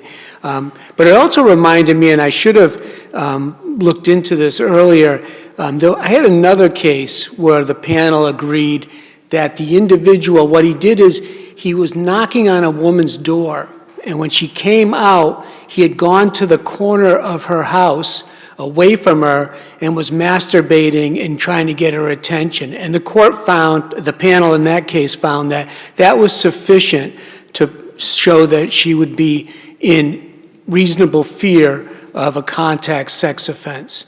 And there's a lot of similarities What context? here. In what context did they make that The decision? context that he knocked on her door. No. I mean, In what terms was of the the level. legal, was it a criminal case where there was a charge? What was or was it a SORB case? It was a SORB case. And if you, I can. And so they were looking, I'm sorry? Right, and that conduct justified a different level? Is that the point? I'm not sure if it, I believe it was a reclassification, but, and it was a higher level, but I think at the very minimum, the argument that was being made at the time was that we didn't have the right to classify him because it was a non-contact offense. And I think the court came down and said, although it was a non-contact offense, this woman was put into reasonable Fear of contact. Right, and that was sufficient to give us a registration requirement. Imminent fear of physical harm, so one of the elements that you see, for example, in an accosting case, or, right. Now, what's interesting about this individual is that if you look at it, he really started changing his behavior in 2017 when he... Wasn't there an earlier time when he did something very similar that people just seem to be ignoring? Yeah, that was back in when we brought the reclassification attempt in 2012. He had done something similar. He went to a house, was knocking on the window. Yeah. And that was in 2012. And that was held not to be more than a level 2, right? Despite that conduct. Well, at that point, the hearing examiner then reclassified him, kept him at a level 2. Yeah. Despite the board saying he's a level 3. He had already done something similar. The board said he's now a level 3. The hearing examiner said, yup, and somebody, maybe, was it this court or was it the hearing examiner said, no, he's still a level 2? That was the hearing examiner back in 2012. The thing is, in 2017, though, he went to the Boston University library and picked out a young woman and sat diagonally from her in the library and exposed himself and started masturbating. And then a year later, in 2017, he went to the Boston Public Library, sat right next to a 16-year-old girl, and then started masturbating. Now, that's really where you see the real change in his behavior, because from that point on, he generally has stopped being in public, exposing himself, but actually specifically targeting specific women, going to their houses 2 nights in a row, following the woman who was walking her dog on 2 occasions. In fact, that case is bizarre in the sense that he finds out her name and then starts calling her by name to get her attention. And then, even at the Arboretum, what he does is when the female worker says, knock that off, and he puts his penis back in his pants, he then goes up to her and then exposes himself again, right in front of her, fairly close to her. So I think you can make the assumption that he actually, at that point... Targeted her. What years, those were all within like a 6-month period, right? Actually, there's one period, it's like 29 days. It was like 3 events in 29 days. 21, 20. It was between May of 20 and June of 20, he actually committed 3 different ones where he went twice to women's homes and also the woman that he followed who was walking the dog. So those events, there were 6 events total within the like hearing in this case days. took place in 2022? Excuse me? The hearing in this case? In 2022. 2022. But again, the board's position is that this individual, his behavior is escalated to a point where he is actually a higher level of danger, and the level 3 at this point is appropriate. If you took the case while masked, while with a sharp implement at a window with a woman who has her friend with her, if you took that and you took it out, still level 3? Yes, I think the mask in the weapon, theoretical weapon... The mask is likely a COVID mask. Right. Nobody addresses that at all. Right. But it's, okay. But what I'm saying is I don't think the mask and the sharp instrument were really the most important factors of that case. That case is he's knocking on the woman's window. She sees him go into other windows. The police come and tell her when they arrive that someone removed the screen, 2 screens, and it looks like they were trying to open the window. And they asked her, were those screens on before? And she said, yes, they were on. So they were removed by somebody. And that individual put himself there by saying, I didn't look into the windows because they were blinds. So, and is this evidence sufficiently reliable for the It is hearing sufficiently examiner to rely on? yes, because not only is it plausible based on all of his behaviors up to that point, but... Well, actually, I'm not sure you can make that argument at the same time that you make the argument that this is escalating and that's why he's now a level 3. Well, I mean, the behaviors were escalating to the point where he then tries to I open. mean, it's different in kind. That's your point. It's different in kind. He seems to be trying to enter a home, which he's never done. Right. And that shows the escalation that's occurring. Only if it's reliable. Well, it's So that reliable. brings me back to the question, is it reliable? And you started by saying, well, it's reliable because it's consistent with his past behavior, and Well, I that's- reject that, so try another argument. Well, the reality is that the police stopped him pretty close to the event. He admitted to being at that spot. I think that him placing himself there and the police observations of the window, I think that's sufficient. It was 47 seconds between the time they made the call and the time the police stopped him. Is that right? I believe so, yes. Okay.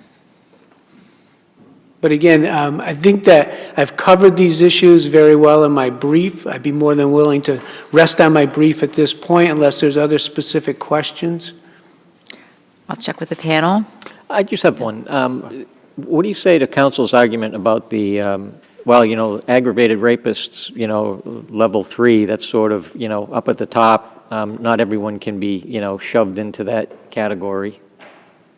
You know, I think you have to look at, and that's what the Sex Offender Registry Board does and is designed to do, is look at each individual case separately.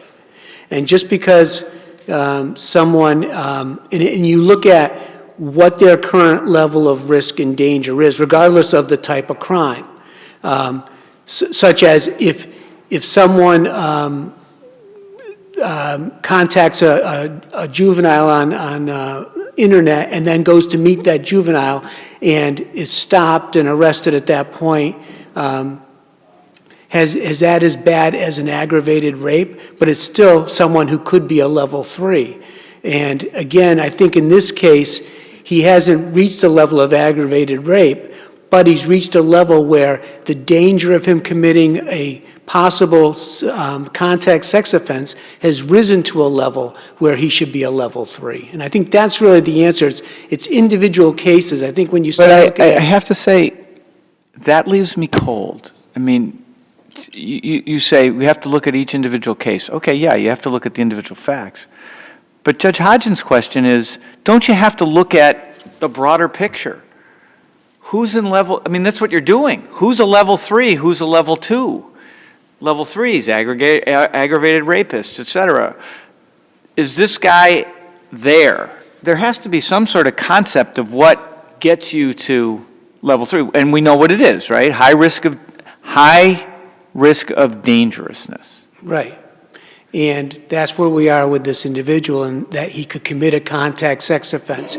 Now, again, you know, the thing is, we don't have 10 levels of sex offender registration. We have 3. 3 is the highest, 2 is the moderate, and 1 is low. Now, aggravated rape, personally, I think should be on a 7, but we don't have a 7.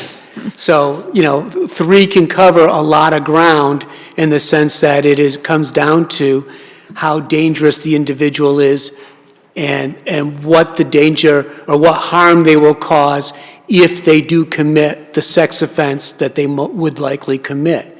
Now, committing a contact sex offense in itself shows a level of danger. In this case, this individual, you know, he's been a 2, he's gone to jail numerous times, and he's escalating. And he's not done well in any type of sex offender treatment. So what do you do with him? And more importantly, what danger is he going to if all of the other types of way of trying to deter him do not work?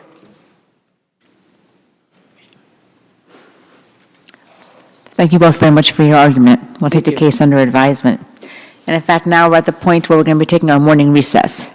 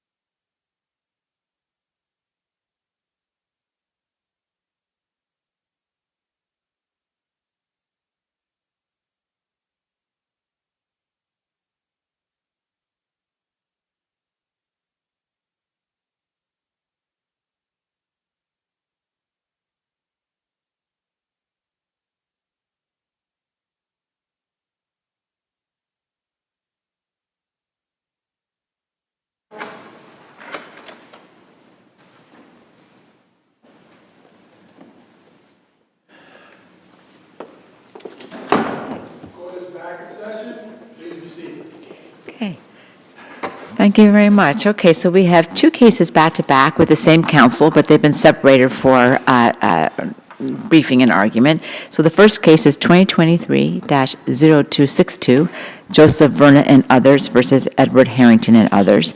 Counselor, I see you're ready to go, so Thank you, Your Honor. Good please morning, Your Honor. proceed. Of course, represent the appellants in this matter. The appellants seek to have the judgments of the trial court reversed. And on the basis that the appellants did not receive, either at trial or in those judgments, that which they requested, and that was judicial accounts of the affairs of the trusts, and the joint ventures that were the subject of the 5 merits actions. I'll refer to the 5 actions as the merits actions. How were you prejudiced by what the court did give you, which was a analysis and what the court deemed to be an accounting based on what their expert had said of the money that came into the trusts, all 5 of them, and the money that went out of the trusts? Your Honor, our clients were prejudiced by the fact that the process of doing a judicial account, as you've just correctly noted, is money in versus money out. Plaintiffs were obligated at trial to prove money in. Defendants, on the other hand, were obligated to prove money out. But it's more than that. The trust had as the sole beneficiary, each one of the trusts had as a sole beneficiary the joint venture, the related joint venture. The court found that, the trial court did. What the court had to do was find what was owed by the trustee who failed to account for all of the monies that came in, what the trustee owed to the trust corpus, which in turn was supposed to be turned over to the trust beneficiary, the joint venture. But this isn't an answer to my question. My question is, how were you prejudiced by the way that the judge did it? I understand, we read everything. You know, there are several hundred pages of briefs, okay? I understand that there's a trust, and then there's a beneficiary of the trust, which is, I'm now blanking because I'm having a senior moment, what you call it. Joint ventures. Sorry? Joint ventures. Yeah, the joint venture. Each one had a joint venture. I understand that. But how were you prejudiced by the way the judge did it? Because the judge took what the expert trained said and basically said, yeah, that looks right to me. She's looked at and done an analysis, which I find to be reasonable, of the money that came in and the money that went out and the money that got paid. And what that comes out is, yep, your client didn't get paid what your client was supposed to get paid. You had a meritorious claim for a total amount of somewhere over $300,000, I think it is, right? I'm glad you asked the question, Your Honor, because that's the devil's in the details. What the trial court judge did when he adopted the defendant's expert is he adopted a account of what the defendant's expert referred to as a single economic entity. Okay? That, the accounts that were requested, in fact, the accounts that were... But forget about what you requested.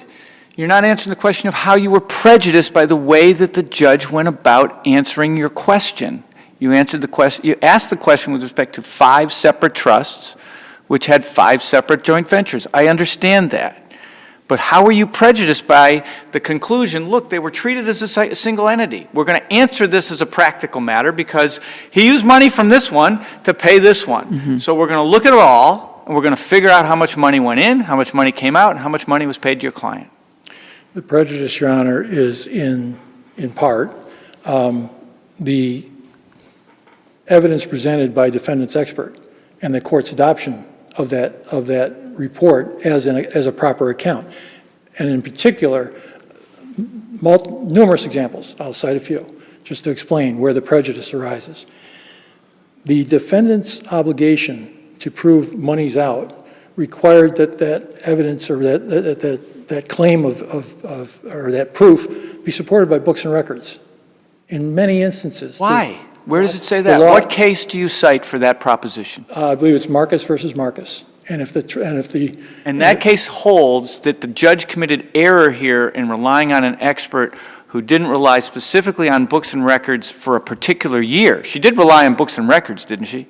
Yeah. To come up with her numbers? But the account that was asked for, the account that the further orders of the trial court required was a year-by-year account for every year in question. What do you mean the further orders of the The trial further court orders of the trial required? court that were entered, Yeah, but those are interlocutory orders. The judge can decide to do it another way once presented with other evidence which indicates that he should do it a different way.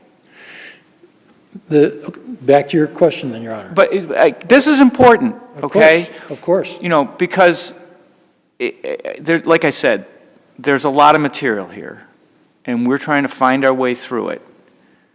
And we understand that you had a meritorious claim. We understand that. We understand that their client didn't pay your client what he was owed in an amount that was fairly substantial. But now we're trying to figure out whether there was error in the way that the judge got there. Okay? Let me use an example then. For example, the judge found that a number of the distributions made out of the trust were not loans.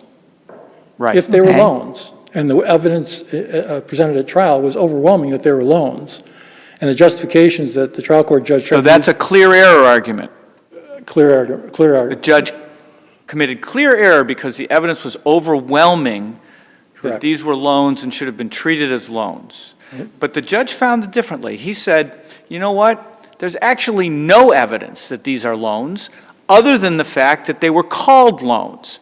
There's no document that indicates a loan, there's no interest payment, there's no periodic payments, there's nothing that indicates that these were loans other than what they were identified in some documents as loans. To the contrary, Your Honor, the record is crystal clear that there is overwhelming evidence of loans. What is it? The loans were documented on the financial statements that the accountant prepared with respect to the trust. The loans were even I evidence. mean, they were documented. They were called loans. They were called loans. There Okay. are checks that say loans on them. Isn't this Justice Englander's point, that the judge, in fact, saw that and rejected that? In terms of the discretion afforded a trial court judge to evaluate the evidence, I would suggest to you, or I do suggest to you, that that was an abuse of discretion when the overwhelming weight was that they were loans. Even the parties who received All right, the so loans. we'll review carefully, to even more so than the extent that we have, the evidence in the record at trial. And if you're correct that there was no basis for, or the evidence was overwhelmingly showed something else, then there's a basis for saying that the judge relied on facts that were clearly erroneous, right?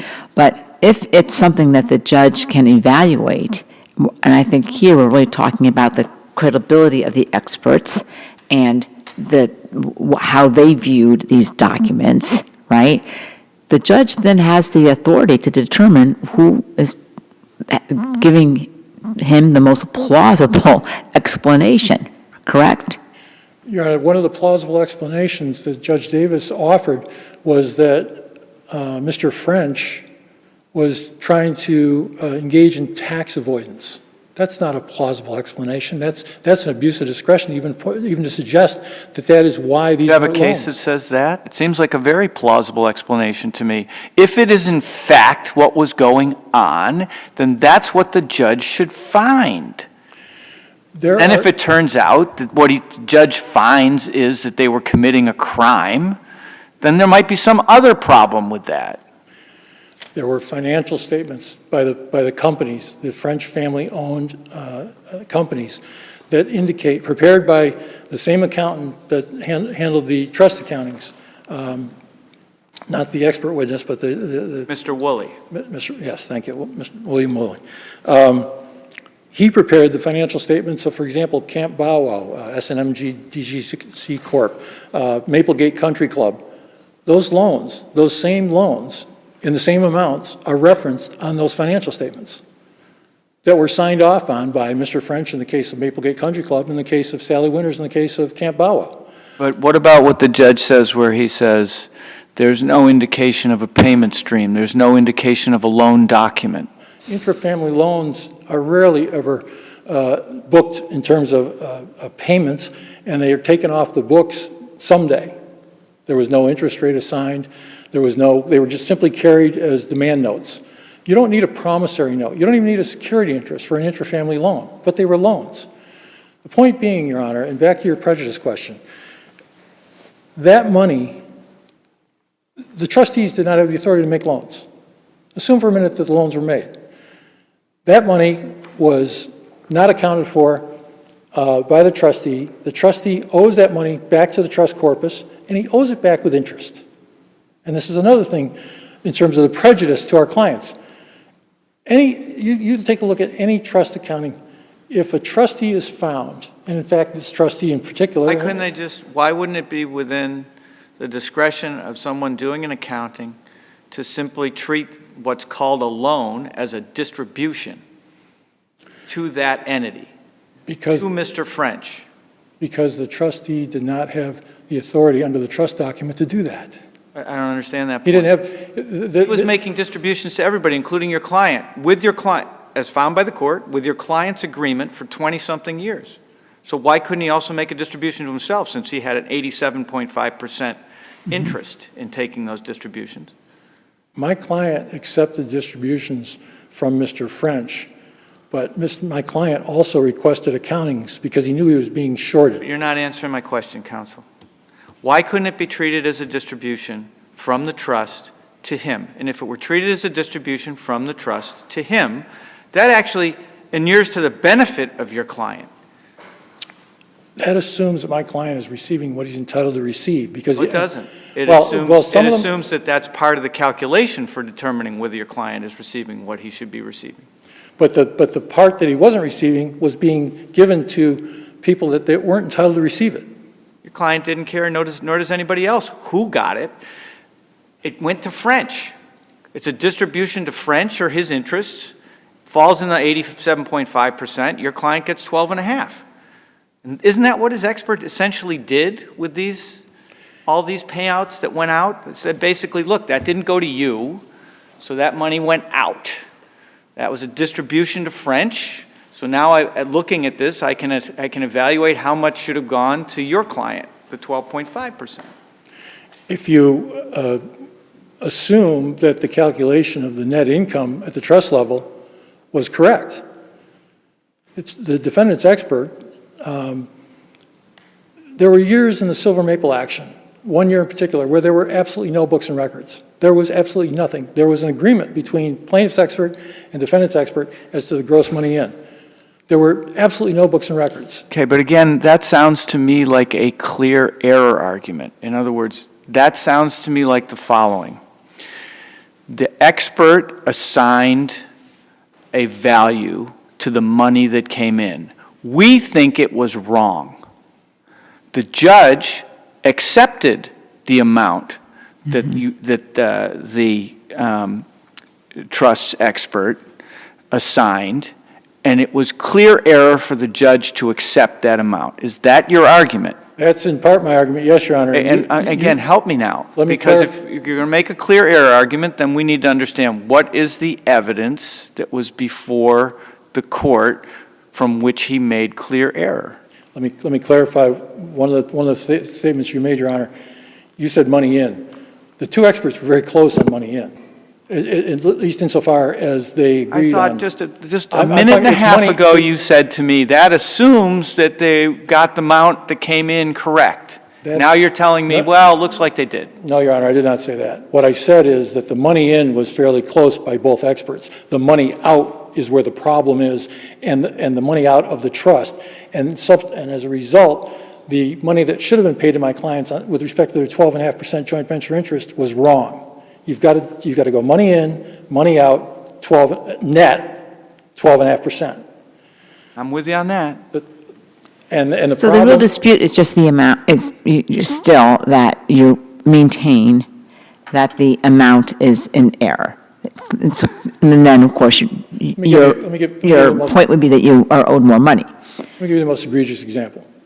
And this is where the argument that this was a battle of the experts and that the court, as you said, Your Honor, relied on or was permitted to adopt a certain position. There was $365,000 on bank statements that was deposited into a Franklin South Realty Trust account. The defendant's expert did not address it. It didn't matter that either one of the experts didn't address it. There was competent evidence of $365,000 in. That was in 1999 or 2020. That was the Franklin? Franklin South. There are bank statements that as a result of our, the plaintiff's efforts to try and get the books and records, to try and piece together some type of Did you account. make this argument to the trial judge? Absolutely, and it's also the omission. Separately? Because I don't recall seeing anything about this particular money in any of the briefs. That $365,000 in the Franklin that was not addressed. It is in our brief, and it is in the Rule 52B motion subsequent to the ruling, pointing out. Did the judge address it? No, he did not. Okay. He didn't address it in his order. He did not address it in response to the Rule 52B motion, pointing out the omission. $365,000 comes in 1999. There is no evidence. There is no testimony. There is nothing to support any deduction against that sum of money to arrive at the 12.5%. Well, but it doesn't have to be addressed on a dollar-by-dollar basis. That's the whole point. The judge instead consolidated the 5 accounts as the expert did. So you didn't have to look at what happened to the 365. You looked at what happened to all the money that came in, and you took the expenses from it, and then you got 12.5%. It's not take the 5 cases, throw them all into one pot. There are 5 separate cases. There's 5 separate accounts. But the law is clear. An expert okay, let me ask you a different question because your time's up. You make an argument that the judge should not have told the prejudgment interest, right? Correct. Wasn't that argument decided in the motel case? That same issue was raised in the motel case. And decided? And decided. By this court? But actually, Judge Vuono was on that panel. Okay, so how is it that you can write an entire brief, including that argument, and not tell us that there was a prior case with an opinion from this court? Because you did that. You wrote a brief, you included that as an argument of error, and this court had already decided it. In a Rule 23 memorandum in order. Yeah, but don't you think that it would be appropriate? Absolutely, Your Honor. Okay, thank you. That should not happen. No further questions. Let me just ask you one thing. You make a point of this repeatedly in your brief. You keep saying that there should have been a judicial accounting, but in your complaints, I don't see anything about a request for a judicial accounting. It was just you were looking for an order to have the trustee make an accounting. Is it a distinction between those two things? I'm not clear as to that. I'll gladly answer your question. An action for an accounting is actually a request to the court in equity to render a judicial account of the affairs of the entity in question. The pleading in itself seeks that the court order the account be prepared and submitted for review by the court by the trustee and with respect to the joint ventures by the co-managing partners. The case law is clear that a judicial account is not the same thing as the account rendered by the trustee. The whole idea in an accounting action is to, in a normal accounting action, the accounts are presented. The beneficiary has the right to examine the books and records to make if there's any question about the veracity of the account, and then bring those issues to the court. We didn't even have that. Are there any cases that, I'm sorry to, but I think this is along the same lines of Judge Hodgens' question. Are there any cases that address sort of how that's supposed to be done when the trustee has not done the job of maintaining accounts? The problem, yes, Your Honor, and I believe they're cited in my brief, but this goes to the question of burdens of proof. The burden is on the plaintiff to show money in an accounting action. The burden of proof then shifts to the defendant in an accounting action to show money out. What case I know you've said that several times, it seems a little odd to me, so what case do you rely on for that I should read? Samia versus Central Oil of Worcester. Okay. And in fact, the trial court, Judge Davis, laid out the rules in a pretrial order, October of 2016, but then didn't follow his own rules, didn't follow the law. That's where the clear error is. If there is not adequate evidence of money out, or if there is some issue as to money out, the burden then shifts again to the plaintiff to prove their damages. So plaintiffs come forward and say, okay, we've got money in, we've got questions on money out, and our damages is whatever we're entitled to out of the net. So it's a shifting burden. Burden of proof on the plaintiff, burden of proof on the defendant, and then burden of proof on the plaintiff again to prove damages. The problem with the burden of the plaintiff having to prove their damages is you've got to have something. You've got to have an account. And that's where the judicial count comes in. The court has to determine money in, money out, and then render an order But, you that know, says another this way to- money was owed. I'm going to read Samia because I understand your point, and I'm sympathetic to the notion that here we are trying to prosecute our case, find out what we're owed, and they don't have the records. Sympathetic to that. But it seems to me what happened here is, although delayed, they gave you an account. They gave you an account through their expert. Now you say, no fair, can't do it that way. But they gave you an account, and as I understand the record, you never responded to the account that they gave you.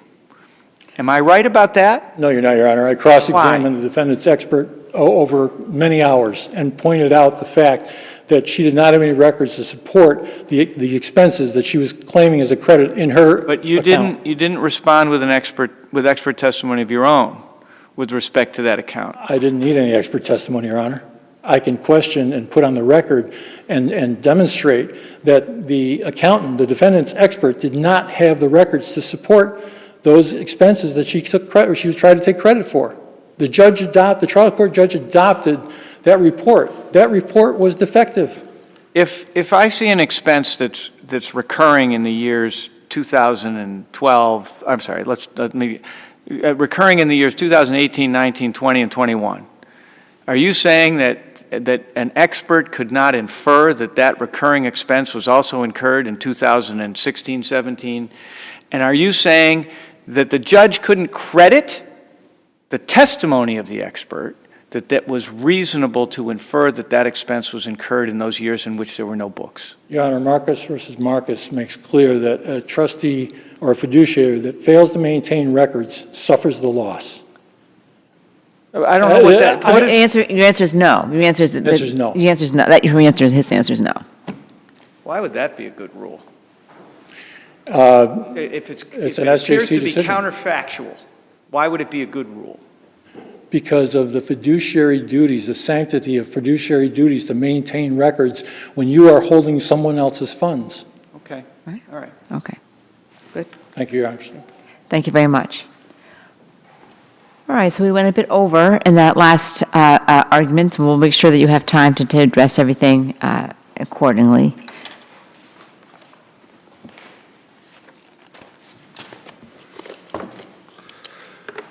May it please the court, my name is Peter Brown. I represented what we coined from a phrasing perspective in the case the French family defendants, and that's Shirley French, Leonard's widow, Sally Winters, Leonard's daughter, and Julie Evans, Leonard's daughter. I tried the case together with attorney Edward Harrington's brother, late brother, attorney William Harrington, who represented the estate of Leonard French. We presented a united and joint defense at the trial.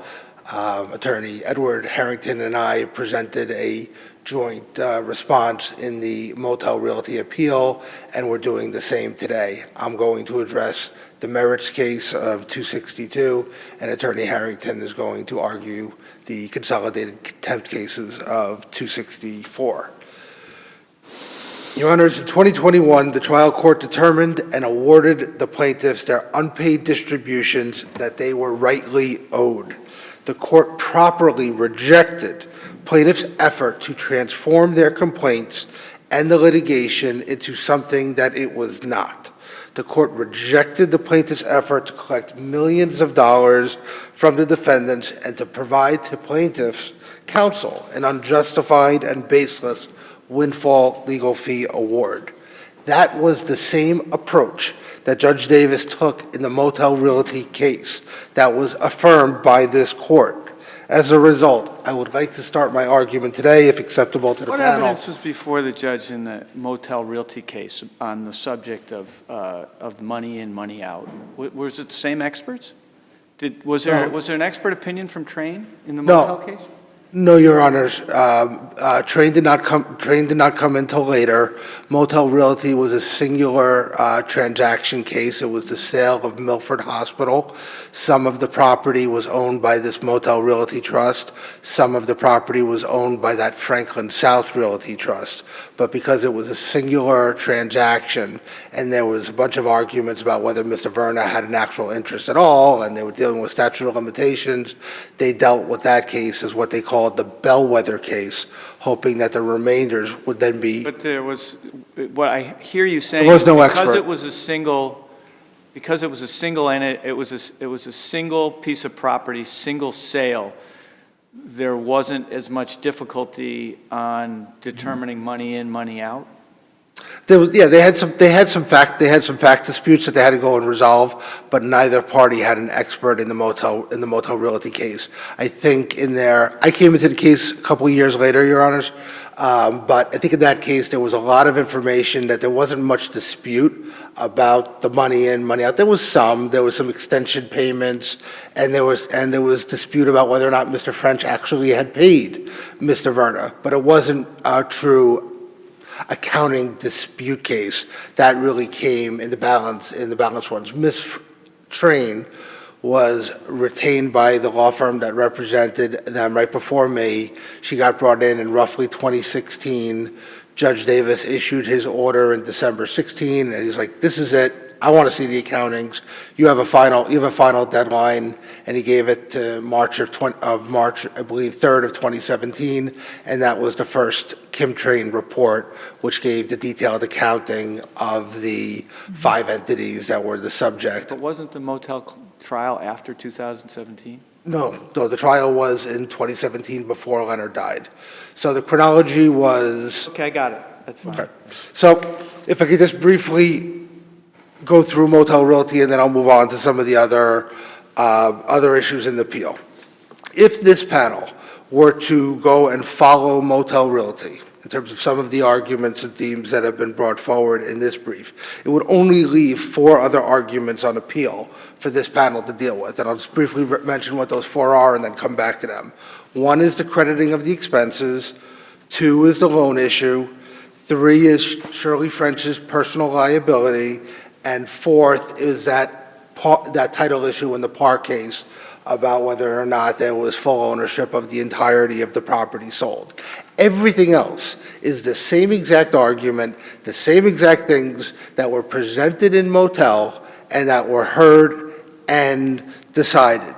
We agree that issue preclusion only applies to the tolling of the prejudgment interest issue. That was the exact same argument, exact same facts, exact same rulings about the same shenanigans in the probate court. The only thing that's different between what was heard and decided by Judge Davis and affirmed by the appeals court is that we asked for the same remedy in the consolidated merits case that we received post-judgment in motel realty. Other than that, it was absolutely identical. So how we could be facing an appeal of an already decided issue with no reference to the motel realty case. Okay, that's fine. Okay. Believe me. But- I think you know we got it.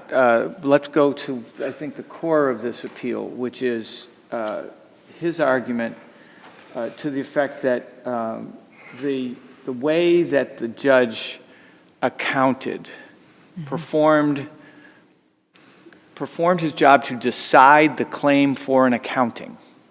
I think that was wrong, was an error of law, because the trusts were consolidated or because he committed clear error in his acceptance of the testimony of your expert.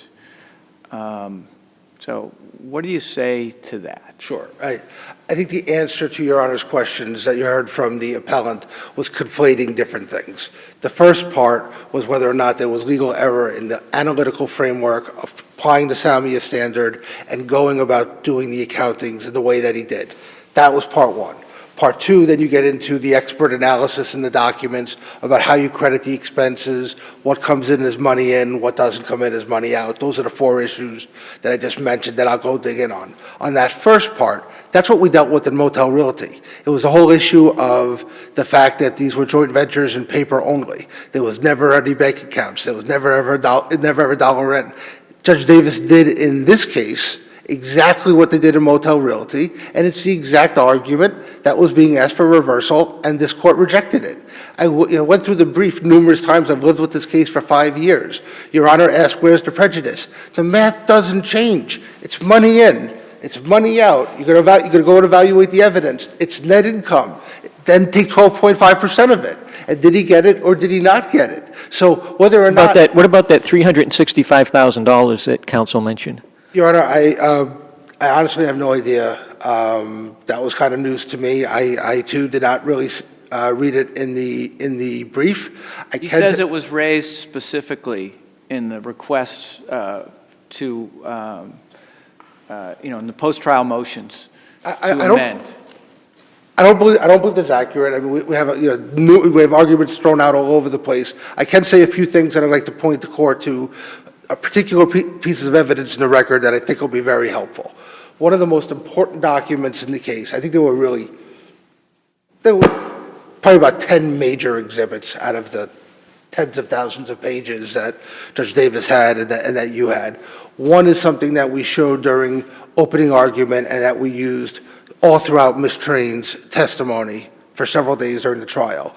And she prepared a Rule 1006 summary of her reports and analysis. And she started with the formula and she went through. She did it as groups of 5. She broke it down by each entity, and we used that to guide the court through the issues. Franklin South was not that hard because, again, I think it was a 2-transaction entity over 20 years. It had the sale of the Milford Hospital, and then it had a sale of another property where a major mortgage was gone and paid off. So there's about 2 pages in that record. It was... Okay, we're with you so far. So where are we going here? I have no idea where the 365. I have no idea where the 365 is coming from. That's some new number that came in. I can tell you this: that on the Franklin South, Ms. Train actually upped Mr. Morris's number. He missed numbers on the money in, and that just bolstered Ms. Train's credibility and the accuracy of her process and methodologies. And Judge Davis went with her. But Judge Davis went through each entity. He created his chart. He showed the money in, and he cited to where the money in and where the money was out. I could also say that with respect to Mr. Morris and talking about his findings, whether it was with respect to money in or money out, over 10 separate times. We cited this in our brief. In plaintiffs, post-trial, after the record, revised submissions of fact. Made a mistake. Okay. So, but I don't know where the Franklin South is coming from. Let me get to some of the... Do you agree that there is a structure in this Samia case for how an accounting is supposed to be done? Yeah, absolutely. And how would you articulate it? I articulated exactly as the formula that Judge Davis did and was prominently put in. He gave us the rules of the road. There's this interesting sentence, which I just read. In this case, we're not called upon to consider to what extent such an officer may be able to meet his obligation to account by showing in general terms the nature, purpose, and extent of such expenditures. That's in response to the notion that he just doesn't have a record. Has it been decided? Has that question been decided in any case since Samia? Yes. That's exactly the question that you're... Understood, and I think it's extraordinarily important what the SJC did in Samia and approved.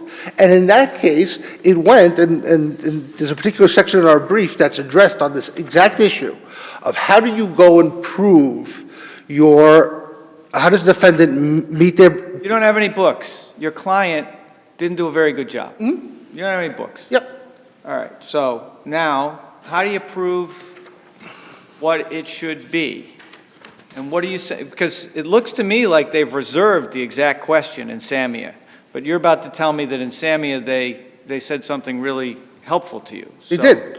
They did, Your Honor. And what they did is there's no distinct one-way method of going and proving the things. And what we have is several cases. Where do they say that? I've got it right here. I want to get you to pinpoint site, Your Honor. I mean, if there's any real legal issue here, it's this.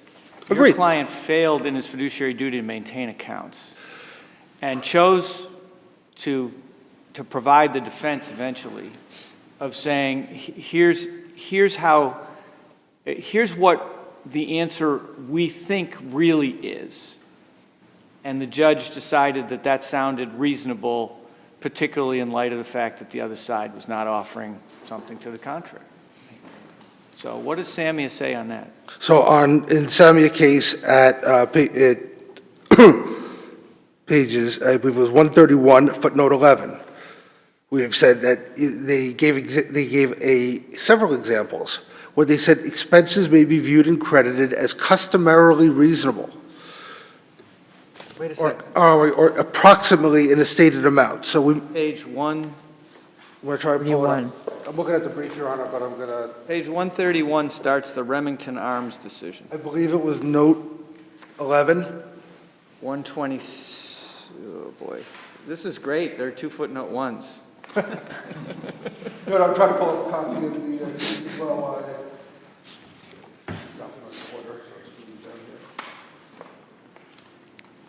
but we also, there was never a hard and fast rule that came out of Samia and sat there and said, you literally open up the binders, I agree with that. I think they've reserved the question.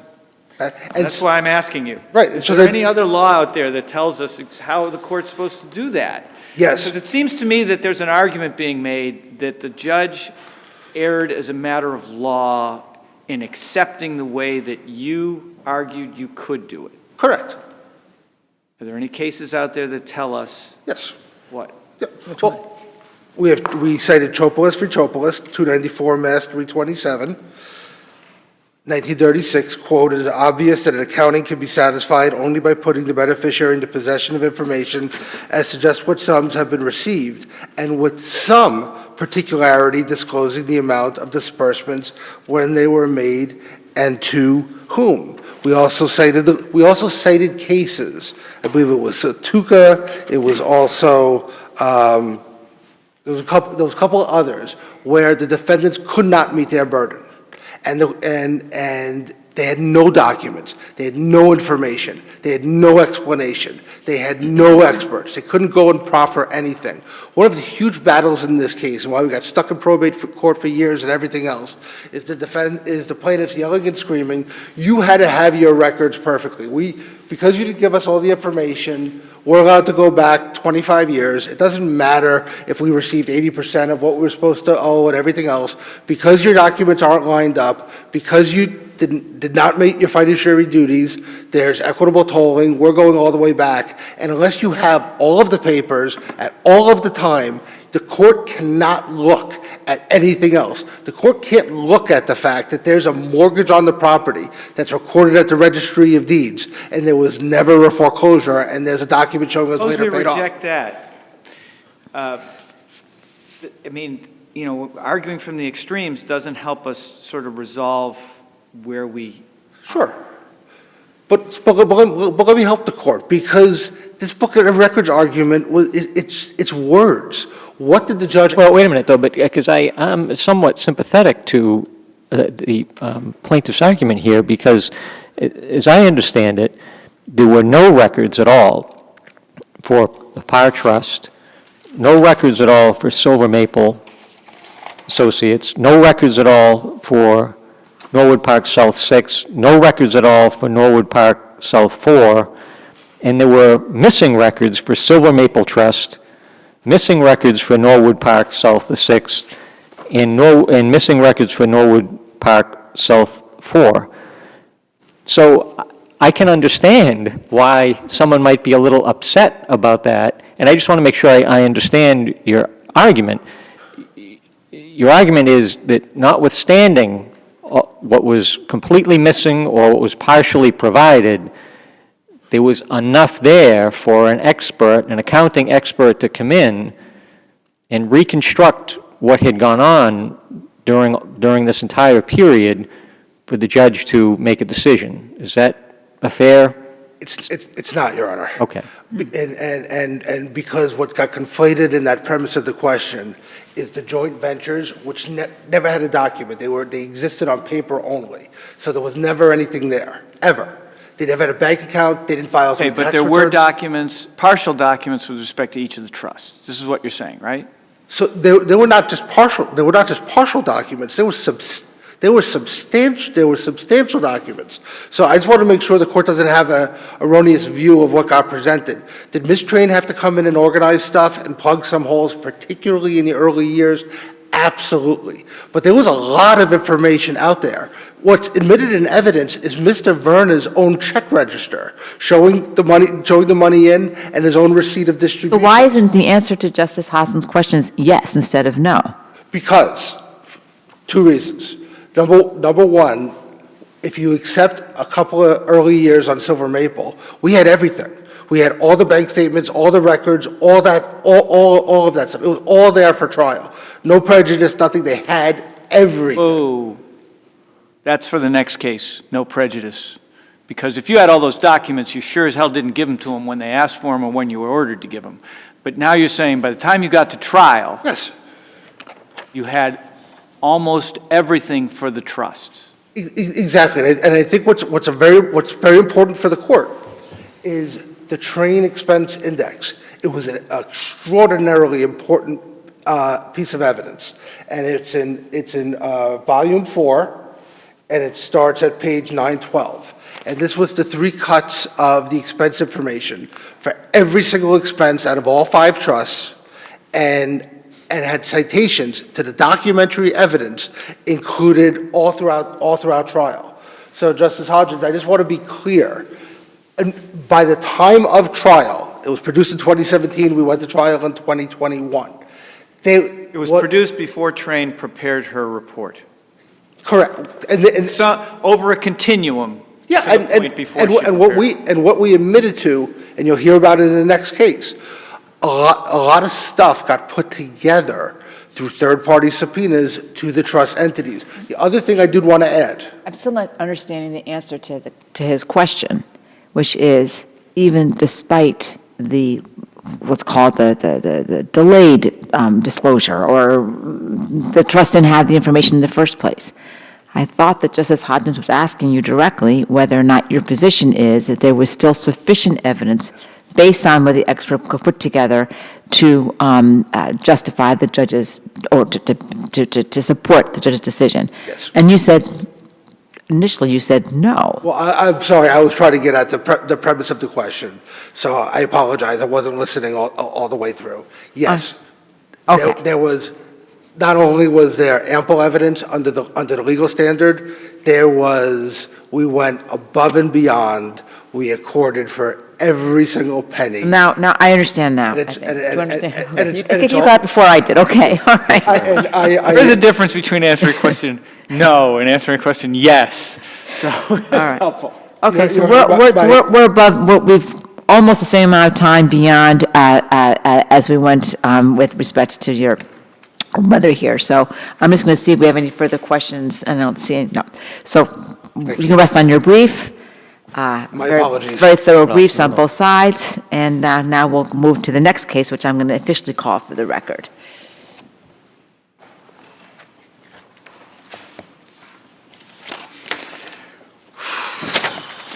This is 2023-0264.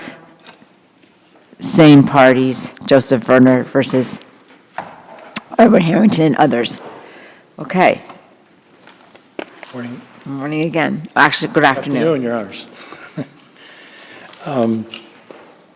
With respect to the contempt actions and the issues being appealed,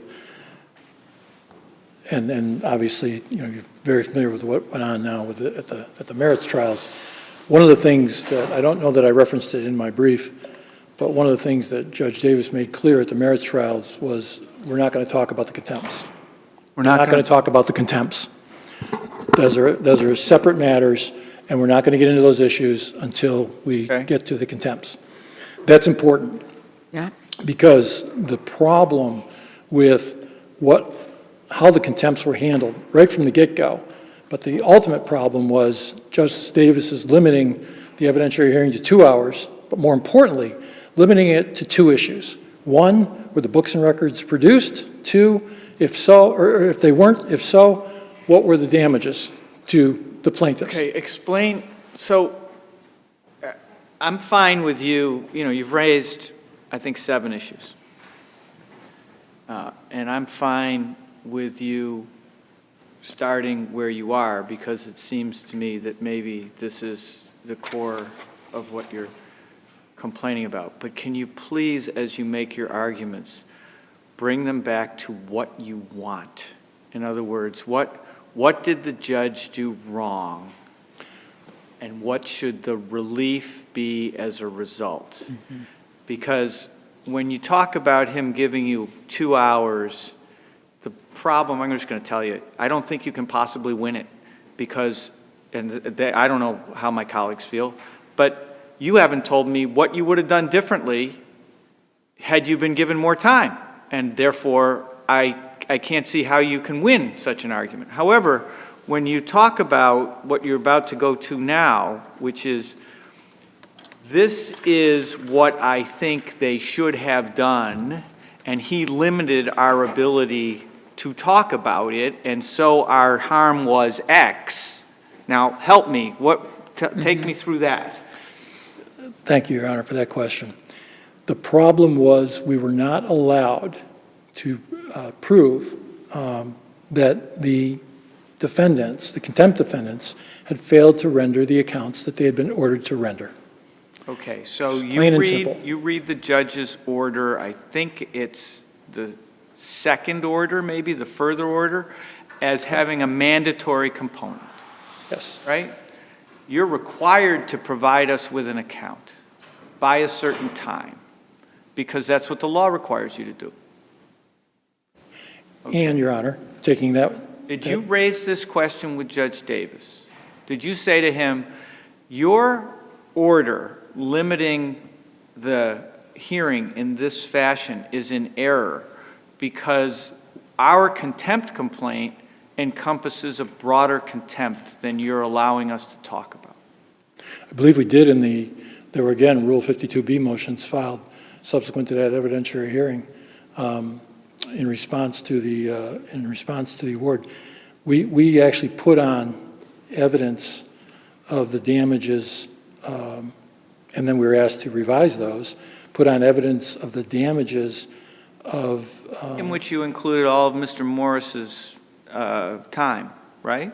Correct. But how were you harmed by him limiting the contempt proceedings so that you couldn't address the fact that they didn't provide you? Let me refine my question, because I'm not sure I got it quite right. How were you harmed by their failure to provide you with an account? Because we had to prepare one in order to be able to be in a position... Did you prepare one? Yes, our expert prepared one. We had to prepare one in order to be able to... Expert testified unequivocally in their brief. They addressed this issue. I would think you know that this is an issue. This is absolutely joined in the brief. You're now saying we were harmed because the judge didn't allow us the damage because they didn't prepare an account. They will say when they stand up, we did. Ms. Train prepared it in 2017. What do you say to that? They put the evidence of your own expert testifying, I didn't prepare an account. And I got to tell you, I read enough so that I came to the same conclusion. He didn't prepare an account. He prepared an account insofar as he had to in order for us to be able to prove our damages, that third step. It's not an in the accounting. proof of trial. That's a damages claim. How is it an account? How did it go through?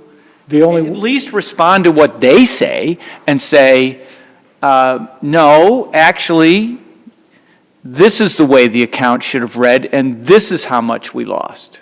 if you look at Mr. Morris's reports, you'll see that he only credited those expenses that there were books and records, in his opinion as an accountant, would justify the claiming of the expense on a tax return in an account. He did the same forensic accounting to arrive at his damages determination. That is an account. And the damage... So let me try to unpack that, because it's extremely difficult, because you're speaking, literally speaking different languages, which is what Judge Davis had such difficulty with. Okay, they had an expert who said, this is how we think we should do an account, and this is what it is. And your expert said, well, I skimmed what she wrote. Let me tell you how I would do it. Exactly. Nope, never did they join. And So a judge has to decide. The judge has to decide at the merits trial. To answer your question about what was the prejudice at the contempt hearings, we never got the opportunity to prove that the experts or the defendant's expert's account or report was not the account that was ordered by the further orders of the trial court, which were in that's not effect. the same thing you just said, and why is that a harm? I mean, they provided you with an account in 2017. You say, our damages, we had to do it on our own before that. Only you can't say that because you didn't do it on your own before that. Your own expert testified to that. What's wrong with their position? Because that's their response. There's an assumption in your statement, Your Honor, is that the defendants provided an account. They did not. But the They did judge not found they satisfy- did. The judge found they did. I'm sorry? So the judge came to the opposite conclusion. Which is why the problem with the contempt actions is derived from the problem at the merits trial. Those accounts were not accounts. First of all, it wasn't a judicial Okay, account. let's say we disagree. Okay, all right.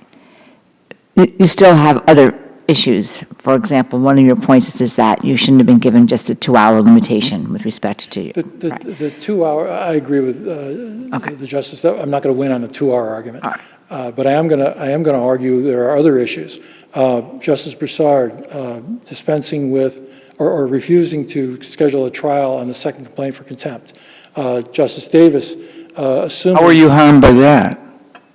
We never got an opportunity to prove that case. We never got an opportunity to submit a fee application with But respect what actually to the efforts happened? in that. Because it is complicated. So yes, that's one of your first issues, that you didn't get a trial with respect to your second contempt complaint. And what was the result of that complaint? What did you receive with respect to that? And what do you feel you should have gotten As my instead? co-counsel said, an evidentiary bar is a great result as a result of that hearing. Unfortunately, we didn't get the benefit of that because Justice Davis undid it in a subsequent ruling. Justice Broussard said, no, I'm going to give, basically what he said was, Judge Kelly Brown said, I'm going to give you a 30-day or a deadline.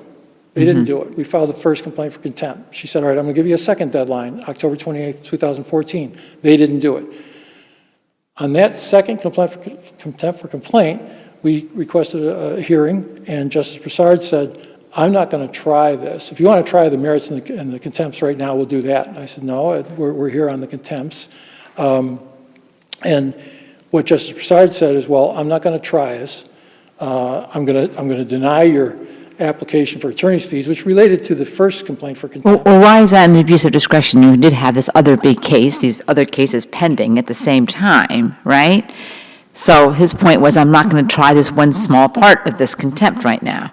The problem was that the accounts from the defendants were needed in order to be able to evaluate whether they're accurate, so we can present our positions to the trial judge at the merits cases as to whether. But they ultimately give you an account. I'm sorry? They ultimately give you an account. They gave us a report that they called an account. The account's defective. We never got a chance to prove it in the Assume for a contempt. moment that I'm telling the truth, and not telling the truth, that's the wrong statement, I'm sorry. Just assume for a moment that they gave you an account in 2017. Does that eliminate your contempt complaint? Does that eliminate the damages that you suffered as a result of their contempt? I mean, these contempts are filed in 2016, right? 2 of them, maybe all 3 of them. There were 13 of them total. I don't remember the exact dates, Well, but certainly 2016. Yeah, there are 3 that are the subject of this brief. There's a There's five. fourth, but there's a first, a second, and a third. The fourth only has to do with one of the trusts, right? And the first, the second, and the third were all filed before 2017. Assume you got your account finally in 2017. Are there other damages in 2016 that should have been addressed that weren't? Yes, the need to. What are they? Help The me. need to get the records, which the, Ultimately, you got $70,000, I think, for the third-party subpoenas and pursuing the third-party subpoenas. Okay? What else? you referenced the fact that we had to hire an accountant to basically piece together an account because we didn't have one. Yeah, but he didn't piece, the judge found, I think, they say, and your guy said, I didn't do an account.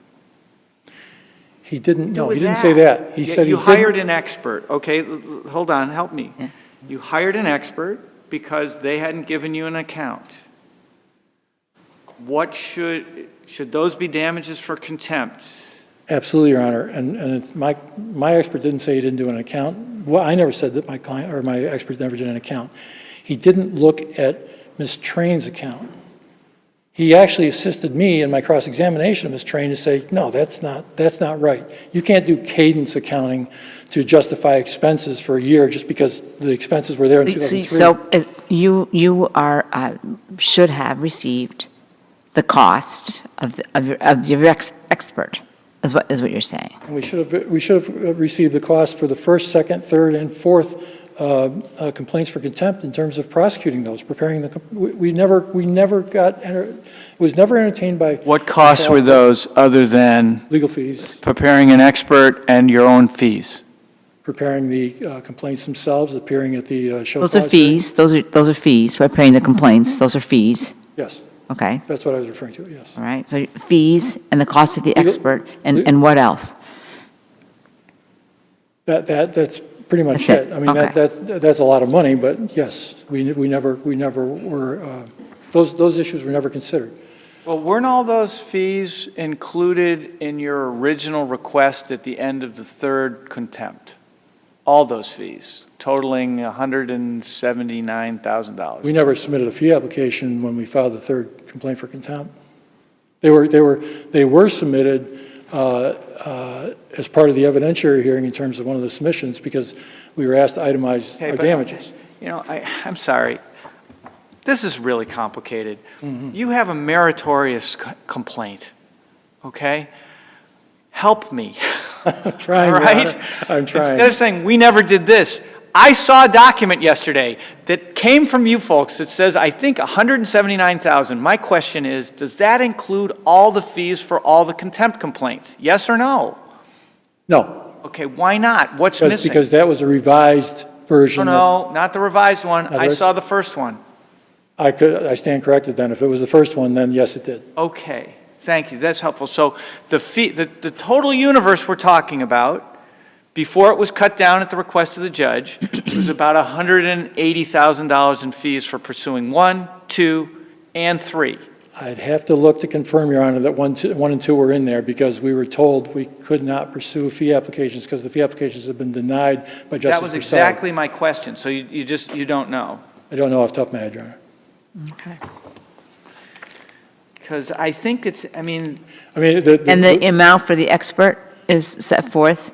in the first fee got application. the first one here, it's got dates going all the way back to 2014, If you go back, Your Honor, if you go back to 2014, it goes back to okay, 2014. then those fees for the first and second complaints for Okay. contempt are in there.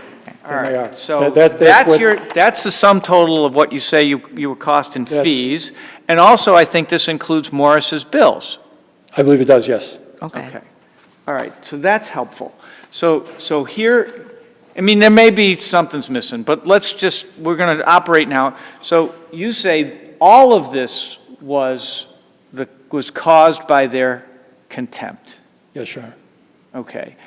And their response to that is no, because early on, and I don't know when the date is, you actually received a lot of the information that you're still pursuing through third-party subpoenas. What do you say to that?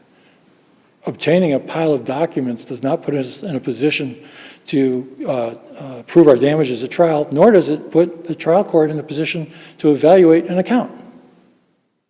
A pile of paper is a pile of paper. It's nothing more. Somebody's got to look at We it. still want our accounting. Absolutely, Your Honor.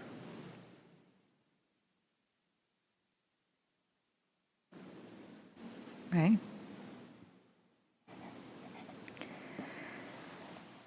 Right. And no further questions? All Thank right. you, Your Honor. Thank you.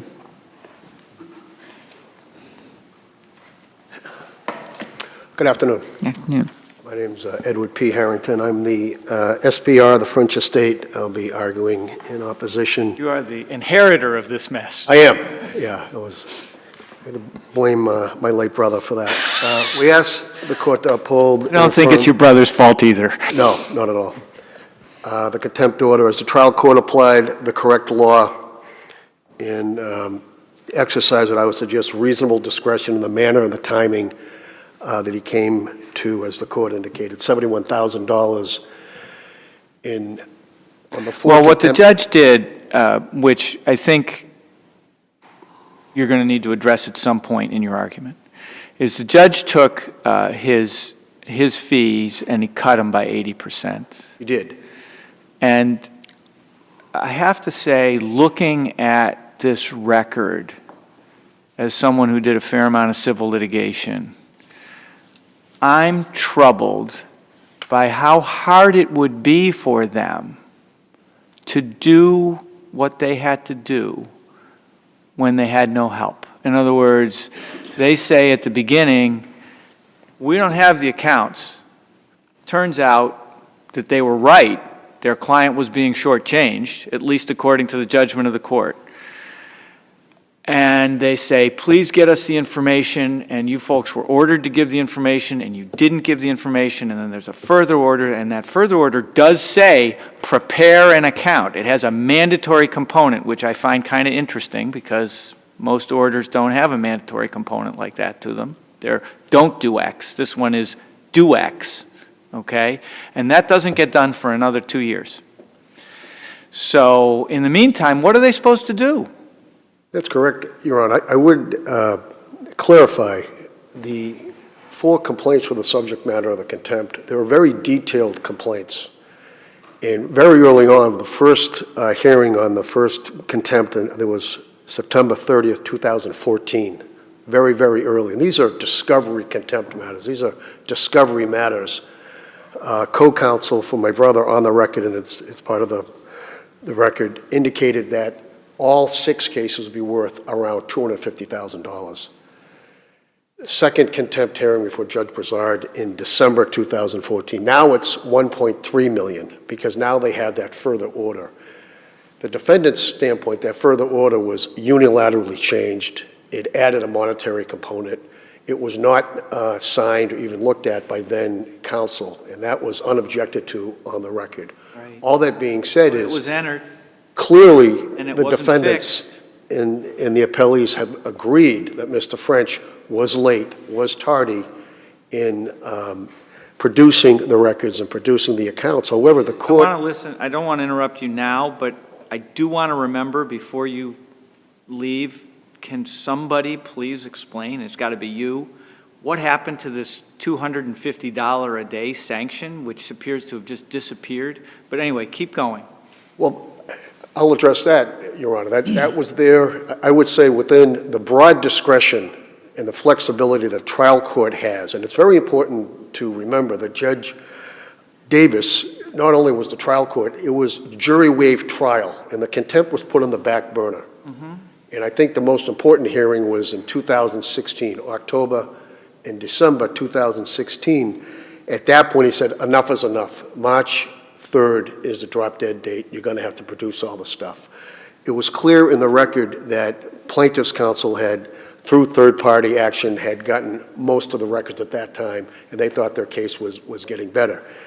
But at that point, and I think there's a finding of fact that Judge Davis made, is that there was an accounting made, a full accounting made out of March 3rd, 2017, well before the trials.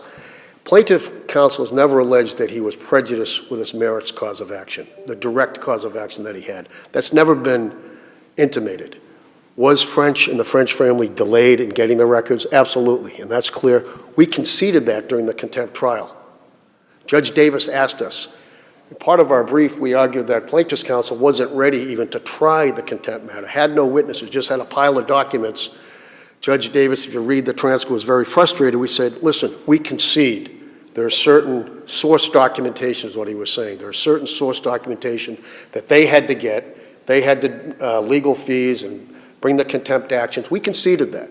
And then Judge Davis says, what we're going to do. He asked plaintiff's counsel to re-up and say exactly what you had to do to get the documents. Yeah, but at that point, when he does that, doesn't he limit the damages of the plaintiffs in a way that they say is wrong, because they say you had been ordered to do more than just produce documents. You'd been ordered to produce an accounting. Hadn't you been ordered to produce an accounting?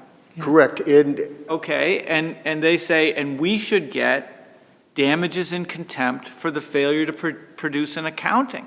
What do you say to that?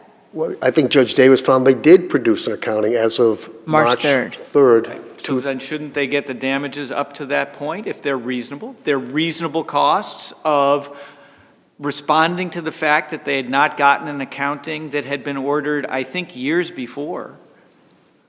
Judge Davis considered that argument and found that it wasn't reasonable. I believe. Oh, where? What? Well, he didn't award any attorney's fees for that. he did not. So you can infer that he did not credit that as something that was. Let's concentrate on Justice Englander's question, which is we can agree that there was, you concede there was a contempt, that there was a delay in producing these documents and a delay in producing the accounting. Right. And the date that you are, the demarcation date is March 3rd, 2017. Correct. Right. So why isn't the plaintiff entitled to damages or, with respect to the complaint, of attorney's fees and other expenses up until March 3rd, 2017? I think that's what Judge Davis essentially did, because during the hearing, October 2016 and December 2016, he basically said March 3rd is a drop-dead date. Well, he may have said that, but that's not what he did. What he did is, he said, you go back and limit what you ask for to not include certain things, and only include what it cost you to get the documents. That's true. That's what he essentially did. And did they, so assume with me now, counsel, Sure. that was error. Assume with me Okay. that the order had been broader than that, and that your failures had been broader than that. If that was error, were they entitled to the costs of hiring an expert? I guess to answer your question, if it's an error, then I guess if that issue is an error for ignoring the costs of getting the expert, I'd answer yes. But I find it somewhat disingenuous that in this type of very complicated litigation, that they weren't going to hire an expert anyways to look at the documents.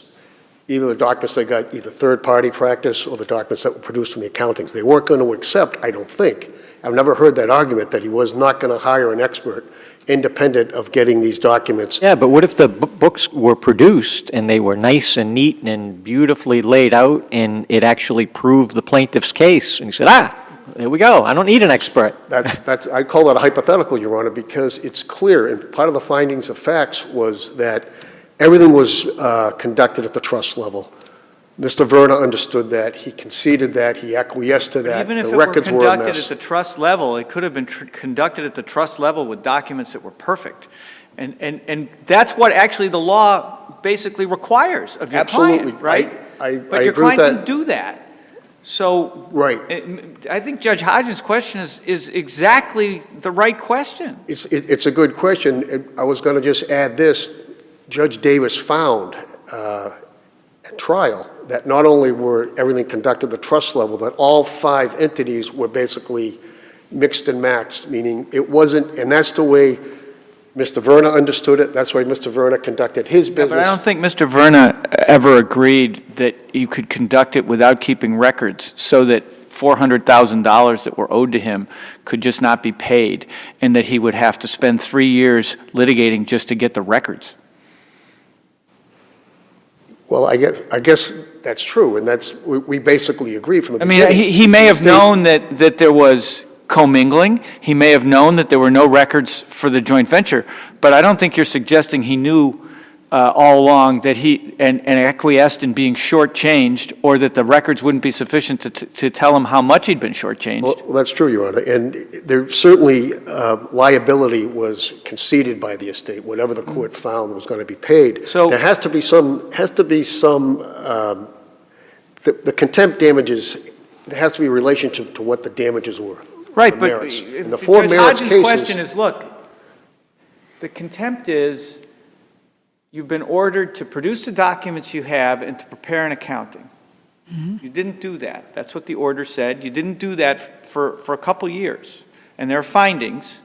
And I don't hear you claiming that was clear error in those findings, that there was a violation of the order. It lasted for years. Then the question is, what's their harm? Judge Hodgens says, didn't they need to get an expert at that point that they otherwise wouldn't have had to get? I'm not so sure, and I've never heard that argument that they weren't going to get an expert but for the delayed production of the records. I've never heard that.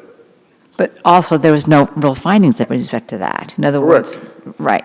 So the judge decided that there was not going to be. And that's what it comes down to. As the court knows, the trial court has wide discretion and flexibility of how to determine contempt, and it can change as the case goes on. He lived with the case, I think, for 6 years. He heard every discovery motion. Does he have wide discretion? You've gone exactly where you should go. I agree. That's, in my head, it's sort of, what is the extent of his discretion in dealing with a contempt complaint? What's the extent of his discretion in determining, is this an error of law, or is this an abuse of discretion question? But do you think he has discretion, once the order is out there, to say, well, yeah, the order's out there, the order may have been violated in a material way, but I'm not going to take any evidence on that. I'm only going to take evidence on this, because that's essentially what he did. Well, I think the court can. I think the court can, Really? who lived with this case for 6 years, is in the best position to determine. You think that, I mean, it's a complaint, right? It's a complaint, and the complaint says, you're in contempt of court. There was an order, it tells you to do X. The judge never said, it was an interlocutory order, I'm going to amend that order. You know what? I'm going to amend that order so that you weren't required to produce a report until 2017. He never did that, so Well, Your Honor, follow what I'm saying? I do, but I'd respond to this, is that the further order, the stipulation of consent order and the further order were all done within the 3 or 4 months after these 6 complaints were filed. When was, I need to get the dates right. Where do they fall in relation? 6 complaints were filed July of 2014. He files a TRO. He takes back the TRO, says, I need all this discovery. So we're 2014, there are 2014. 3 successive, and then there are 2 years that pass before. Right. Am I right? I'm going to get to that, Your Honor. Yes. So September 30th is the first hearing. December something is the second hearing. He's seeking records that he knew were never produced. He knew there were no records produced at the real estate associate level. Everything was produced at the trust level. These were written so broad, they were disingenuous, and I would say Judge Davis would have the ability, after living this litigation for 6 years, to say, I'm going to take that with a grain of salt. He's asking for records that were never created. Never created. And so he has the right, again. Let me try to frame that up, because that's helpful, counsel. Basically, that point is, look, as he's evaluating what the actual damages are from what are conceded and found failures to comply with the orders, he has the discretion to look at how that time was spent. Was that time spent reasonably, or was that time spent unreasonably pursuing something that you knew didn't exist? Why spend the time on that? You'd been told it didn't exist. You knew it didn't exist, right? Correct. That's your point. Yes. Are there other examples of that? Well, I think the most important issue, as was brought up already, is that he's asking for these records. He needs the records to have a fair trial. He doesn't utilize the documents. If you look at the findings of facts that Judge Davis made on the merits, is that Morris cherry-picked. He ignored things.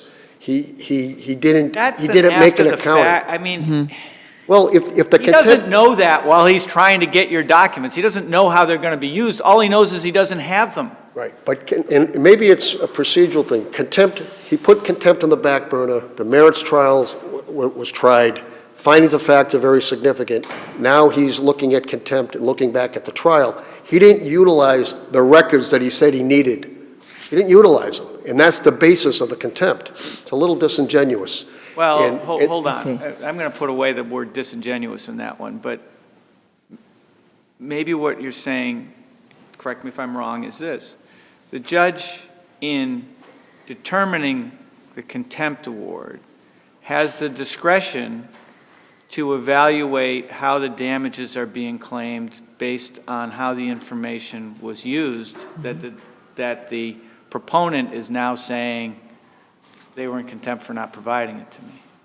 I think so. I think the court's the best Because your position point to is do that. that they're useless, just to take it to a certain degree, that they were useless documents. You produced them late, but they didn't use them anyway. Correct. But of course, back to Justice Hodgens' point, is that if they had known that, then they, they don't know that at the time. They're not going to be beneficial, right? Because Maybe not. And again, I go back to the point, the 6 complaints that were filed, the very detailed complaints, and the claim damages were $250,000, which 10 years later, that's what the damages were, basically.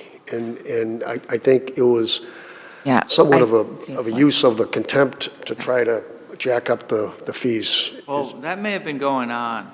It sure seems to, because at some point, I think they asked for more in contempt and there was money into the darn trusts. But, Correct.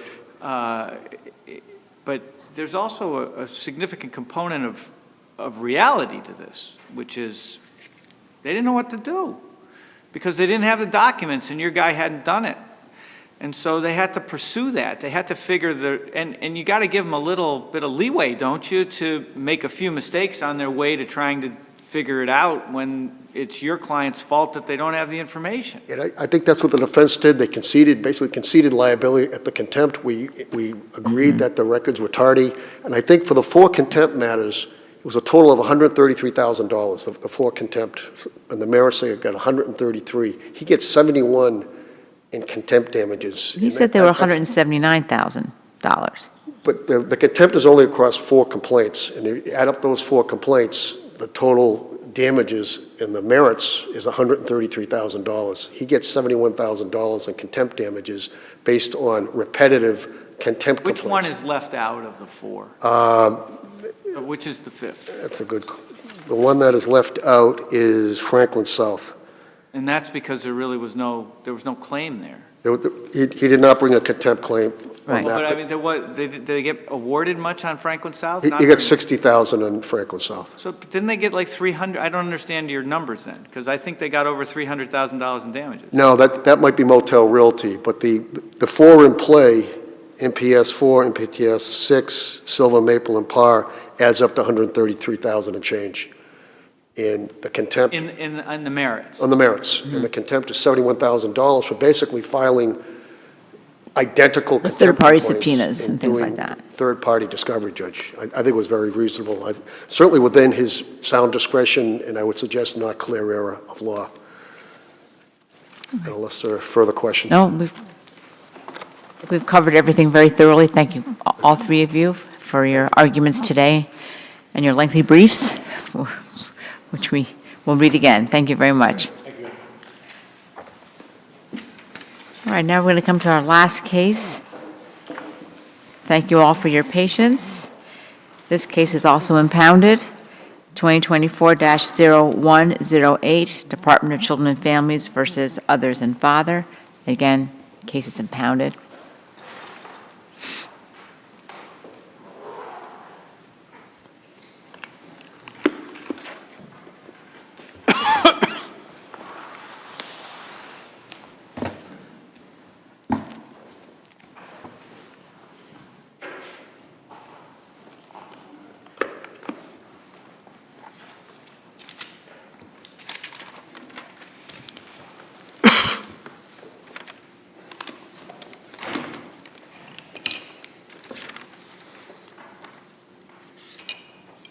Okay, Counselor?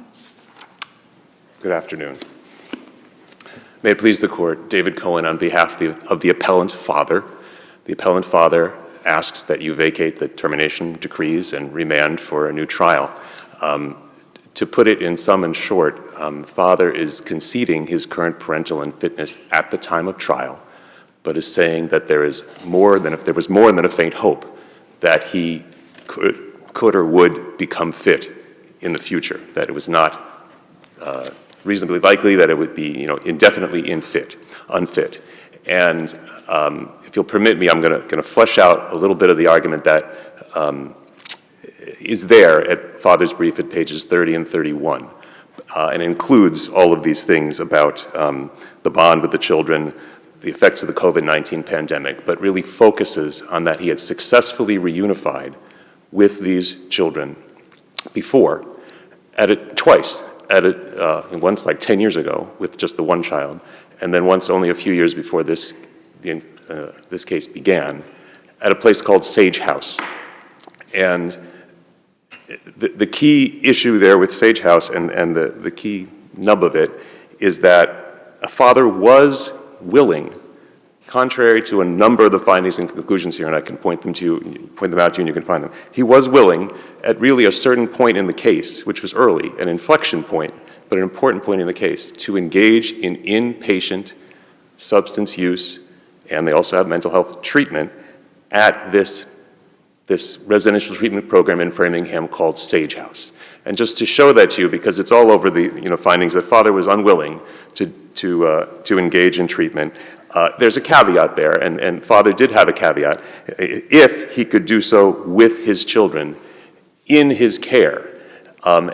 Sage House allows you to be placed, you go to a place like that, you start for a little bit, you get treatment, and at the same time, the children are placed with you, not in your custody. DCF would still have custody in virtually all instances, but you're placed there. So let me tease that out. I mean, there's really no question here that father was willing to do that.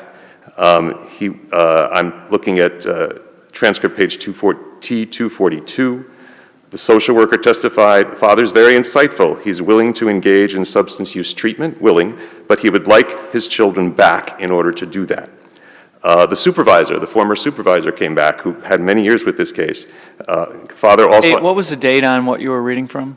The date on that testimony, that I don't have here, but it's... Was it testimony, or was it she reading from like a report of the social worker after speaking with father? No, it was testimony of the DCF social worker, the ongoing social worker at the time of the trial. The former supervising social worker also came back and testified she was no longer in DCF's employ. And she said father asked her in March of 2021, shortly after the children's removal, if he could go back to Sage House with the children. That's transcript 382. And father himself contacted Sage House to be put on the waiting list. That's E256. So the idea here is that, it's simultaneous treatment. Why was he not in Sage House with the children at the time? I beg your pardon? Why was he not in Sage House with the children at the time? At the time of removal, because he had custody of the children. But maybe he left. I'm sorry? He left. He left. He went to live by... He brought them into Dorchester, then he wound up bringing them back. Do I have this timeline right? Not quite, I think, in those details, but the second time he was in Sage House, he graduated from the program in, I believe it was May 2020, and that was well after the Dorchester experience, et cetera. Okay, so... but then he graduates and he leaves. He graduates and he's sort of under their supervision. Framingham, right? He's at an apartment in Framingham that they helped place him at, and correct. Then he overdoses twice with the children being present? Mm-hmm. He overdoses with the children present. Those are not the Narcan episodes. Those are before that, again. But he does overdose, and that is March 2020. But that's like a year and a half later. It's a long period of time afterwards in terms of the sequence. After he leaves Sage House? A year and a half after? I thought you said he left Sage House in 2020.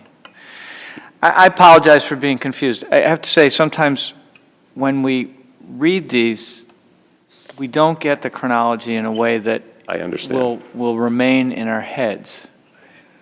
Fair enough. And sometimes I think of including timelines in briefs, and I don't usually do it. I do have one here, and I will try, because there are a lot of twists and turns in this case. But, let's accept your construct of the facts. And your construct is, look, if he's in Sage House, he does well. Correct. And he was willing to go back to Sage House. So my question on the chronology, which you may be able to answer if you've got a timeline, is when did he leave Sage House? Okay, when did he leave, as opposed to when he's saying, I'm willing to go back? Because there's a period in there where he's with them in Framingham, the children are taken away from him, sometime in 2021, I believe. Correct. Early March 2021. And, you know, for lack of a better term, well, maybe let's just say things have not gone well. He basically, sometime about a year earlier is when he gets out of Sage House. It's a little bit hard to even pin it down from our About a year record. before the children are taken. About a year before the children are away. Children are taken in May of 2021. So sometime the end of 2020 is when he leaves Sage House. Yes, end of 2020. Yeah, sometime in the middle of 2020. Earlier than that, more like February or March. He becomes a patient at New Horizons in February 2020. March of 2020, New Horizons, which is an alternative treatment program. This is where we have a COVID issue at the same time. This is where we have the COVID issue at the same time, and that's... Does the record tell us when he leaves Sage House and why? He leaves Sage House because he graduates. Like, he completes the program successfully. That, I want to make sure is clear. That's absolutely clear on the record, and I can try and find you... Sage House boots you out? Sage House is, as I understand it, it's a long-term program. That was on Father's task. You haven't done, it's on your action plan. You must do long-term treatment, 6 to 12 months. Sage House is that kind of place. He had completed a program there, and I think it's either, I think he completed the program in May of 2020. He started the new program in March of 2020 called New Horizon, which is more outpatient, and there's some overlap there about exactly when he left physically. Okay. So it's about a year. So he leaves, he takes the children, he goes to live in a place in Framingham. And he does not do well with remote services. Everything shuts down. He says that. DCF knows that about him, that it's aware that he's much better in in-person services than virtual ones. That's transcript 360. He does much better in structured services. But DCF can only do what they can do during the pandemic. I understand that. I'm not saying that. But in terms of this being a unique circumstance that really affected what happened with this father here, let me just, how do you get to Sage House? It's firstly the only program in the state in Massachusetts where you can go with your children if you're a father. Mothers have many options, so this is the only one. He was familiar with it and had gotten through it before, maybe a bit. At one point, the social work supervisor, he was fixated on it. But that's where it shows a certain amount of self-awareness and a certain, he had a plan. Well, let me ask you about that, because, and I commend the father for wanting to get help, and that's terrific. But my concern is this, that at the time of trial, I believe he testified that he was still using, and that he was willing to get treatment if he could have his kids. So I'm not sure if that's the self-awareness that a judge would be looking for, if there's that caveat. Well, I think that's a year and a half, 2 years in. And by then, he had maybe given up some hope. He appeared in court. This happens to parent clients in these kinds of situations. Clearly, he had a substance use issue. He had worked on it. The social workers at DCF said at certain points, well, you do understand it, you don't understand it, we're not sure, you get it. And they had their clinical opinion on Sage House, which was, we can't put you there because that would be the children might get removed again. I mean, that was their clinical opinion, and I'm not saying that was necessarily an abuse of discretion or a lack of reasonable efforts. They basically said, you need long-term substance use mental health treatment. I think Sage House would qualify, but they didn't want to take the risk, frankly, of putting father at Sage House, but they figured these children have been removed. Actually, You need to show us that you are well before you're going to get your children. that's correct. You need to show us, and you need to, before we will do something like this. And DCF has to basically give their referral. They have the 30-day letter, it's called, and then you can get admitted to a program like this. And so they were opposed to it, and the trial court adopted, the trial court adopted that. It's findings of fact 45 and 55, conclusions 6, 11, 13, 16. It's all over the trial court's reasoning. I'm not going to say the trial court, those conclusions or findings of fact were completely unsupported or completely erroneous, but the trial court's reasoning was, often the term used was custody. Like you refuse services until or before, as a precondition, you reserve services. But this is an example in this case. Father was aware of services that were, you do it together. You do treatment, you don't break up the family, and he was very attached to this kid, as the bond shows. It's there, that's the error here, where the trial court was obligated to consider whether, notwithstanding DCF's objection to allowing father to do this, try this service again, not considering that he had been successful before, and then you couple it with these other factors, the COVID-19 pandemic. Again, not DCF's fault, but father had reached out before the kids were taken. In November 2020, he reached out, saying, I'm not doing well with this. Like, I've got the kids at home, I need intensive outpatient treatment. And DCF responded with something. I think it was a partial day program at Leonard Morris Hospital, father enrolled. Again, it's during COVID. It might have been virtual as well, I'm not sure. So you have that issue. You have the issue here of the bond with the children and his visitation. I mean, I put it in my brief, but this is a father who is very likable. I think a lot of people were rooting for him, and he would see these children and they would be excited to see him. He had them for years, at times with the mother. He would get them together and say, who are we? He'd ask them, and they'd all shout together, we are the K family. I mean, there was a strong bond here, and father had done things right. That he had done some things right. That's what the social work supervisor testified to. You couple that as well with the other things here that, I mean, he did visit with these children, and he visited regularly. The trial court, found, well, you only visited once a month, but he biked to the park, he was with them, he brought food, he did that many times. And then DCF, there were a few times he didn't show up, the children were upset. And DCF reduced the visits, and then the father essentially corrected that and was there for almost all those visits. That's what the record shows.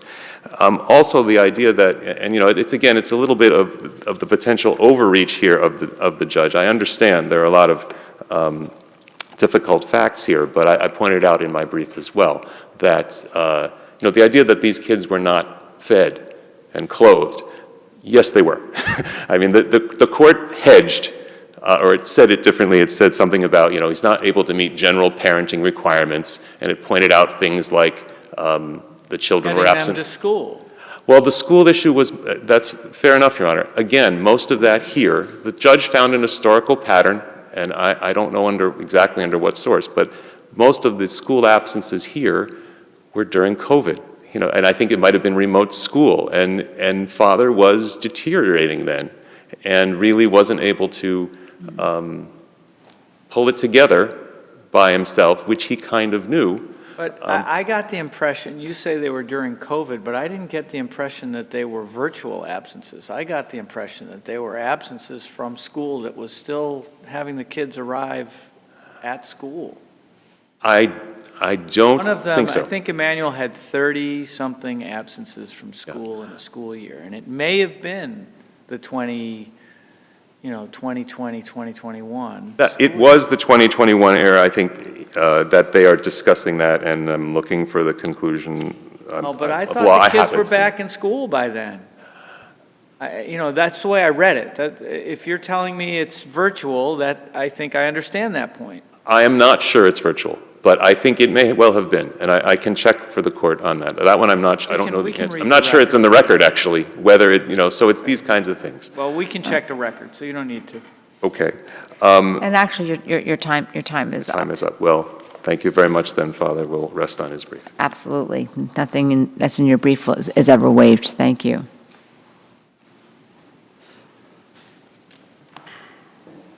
And you're splitting your time 10 minutes and 5 minutes. Is that correct? Yes, Your Honor. All right. Thank you. Thank you. May it please the Court.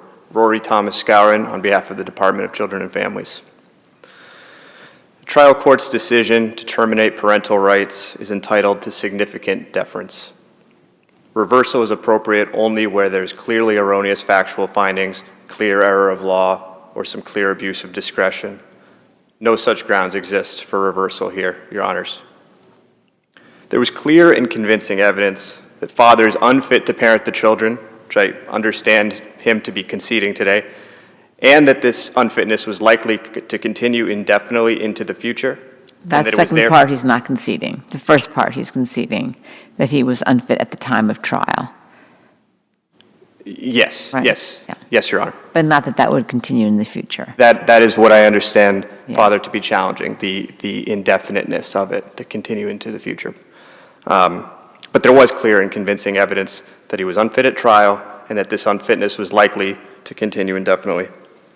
And I just want to say this was a well-reasoned trial court opinion. Judge Roach conducted an 8-day trial, made over 150 detailed factual findings, heard from 5 witnesses, collected over 40 exhibits into evidence. And in the end, the evidence showed that father suffers from profound mental illness, substance addiction, and that these issues have destroyed his ability to serve as a caregiver for these 3 children. Just a few examples I want to highlight from the record. Father overdosed on drugs twice in a span of 5 months, which I think Justice Englander referenced, while father was serving. When did he do that? That was after he'd left Sage House? So there was a Sage House stay in 2011, while one of the children was very young. This overdose, these 2 overdoses I just mentioned, were in 2018 and 2019. That is prior to the Sage House that he's talking Yes. about. Yes, But this- wasn't there another, okay, but interesting. Wasn't there another overdose Yes. immediately prior to this petition. the petition? Yes. Yeah, the reason the facts are difficult is because they span so many years, because this is the 3rd time there's been a removal between these children and this father. So the overdoses in 2018 and 2019 led to a petition, which resulted in the children's removal from father in 2019 for about a year. They're reunified in 2020, as I understand it, at Sage House. And that's before COVID, and then COVID hits while they're at Sage House? And he completes his Yes. Sage House? Yes, there's, the record indicates that he begins a program at New Horizons in early 2020. It's unclear, and I think this is a source of confusion, it's unclear whether New Horizons was a replacement for Sage House or whether they were happening at the same time. There's to be an overlap. I think that's right. Your brother said that, and that's the way I read it, too. I think that's right. There was some confusion in the opinion about that, but I think there is overlap.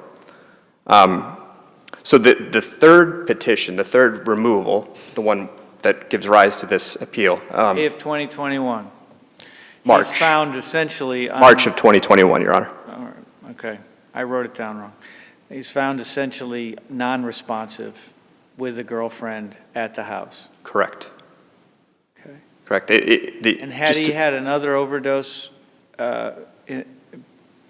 during the months just preceding that? No, I don't think the record indicates that. In the months just preceding that, the department speaks with father, and he declines to submit to a drug screen. He says something like, I don't know what the results would be, but I am smoking marijuana.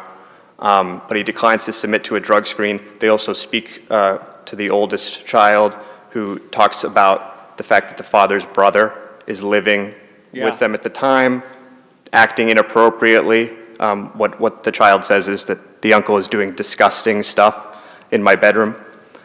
This prompts the department to investigate further. They start the petition in early March. A few weeks later, a department staff person shows up to the apartment. A man comes to the door, says, "Father's sleeping right now." He's actually not responsive. This leads the department to contact the Framingham police. They return later that day, and as you described, Justice Englander, father's passed out. The girlfriend is also non-responsive, and that is the last time father was living with the children. The core of the issue, I take it, is that there was a lack of evidence that the unfitness would continue. And that's simply not true. There was overwhelming evidence that in the time following the children's removal in March 2021, father had resources made available to him from the department, that he consistently declined to accept these resources, refused to submit to drug screens, refused to provide medical releases so that the department could monitor his treatment. In January 2022, it's in the record, department meets with father to check in. He indicates, "I'm not seeking any treatments right now, I'm not enrolled in any programs." And he also indicates later in 2022 that he had relapsed, he's using drugs again, and at trial, which kicked off in August 2022, yes, he testifies that he's using drugs at least weekly.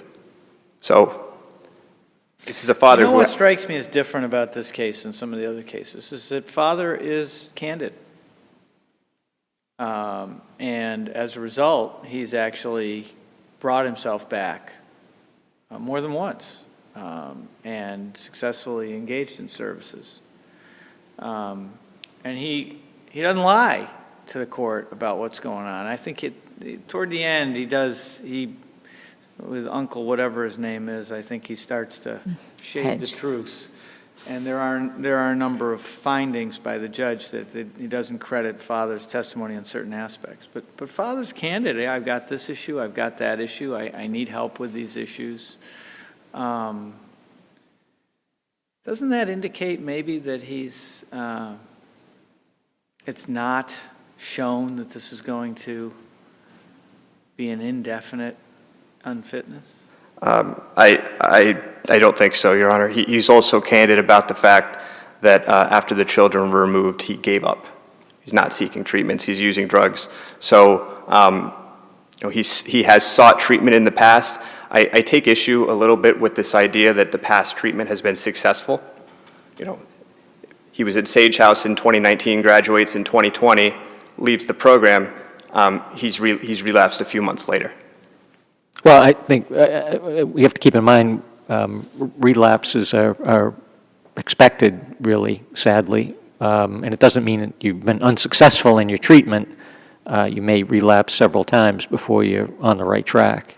Well, point taken, Your Honor. I think it bears, though, on the fact of, is this father going to be able to assume parental responsibility in the future if given another chance? He's had multiple chances. Third time these children have been removed from his custody. I think the evidence, the record has no evidence that the father would likely be successful if given yet another chance. And again, I would just emphasize, this was a detailed opinion. The determination that the unfitness would continue indefinitely is entitled to significant deference, given that Judge Roach, conducted a lengthy trial, heard the evidence directly for himself. There's really just no clear errors or any clear abuse of discretion that would warrant reversal here. So for those reasons, we would stand on our brief and ask this court to affirm the trial court's finding. Thank you very much. Thank you.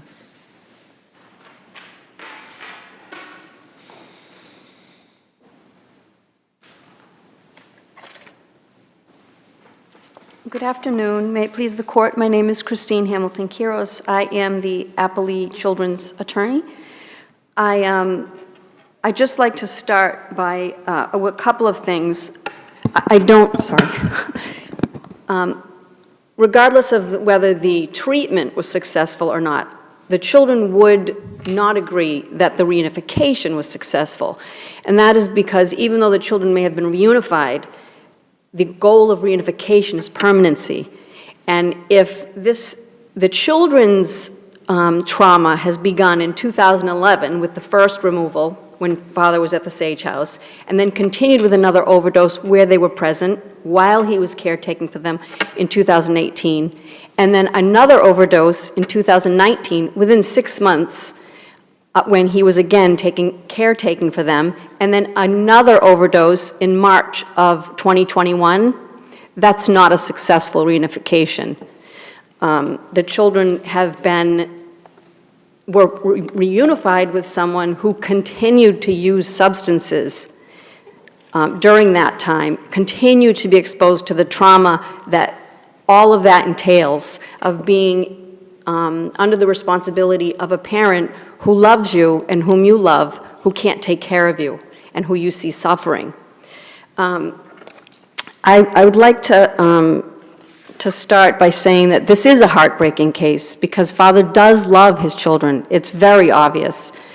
And he is a very sympathetic human being. He does try to be honest. That's very apparent from the record. Sadly, the findings are firmly grounded in overwhelming evidence of father's inability over a very long period of time, that the evidence is clear and convincing that he just cannot do it. He can't successfully parent. His substance abuse issues, his mental health issues are just too profound. And that is no more apparent than in his own testimony, where he admits to freebasing on weekends during the trial. And also his inability to understand the trauma that his substance use has caused his children by testifying that the day of that last overdose, the third documented overdose, was a hectic day. That because of his grief, he used substances, and he expected the department to give him another chance. Did anybody confront him? I'm sorry? At trial, was he I'm sorry that I don't know the answer to this. Was he confronted at trial with the fact that there was apparently a cup or something that was labeled sharps that was to be used for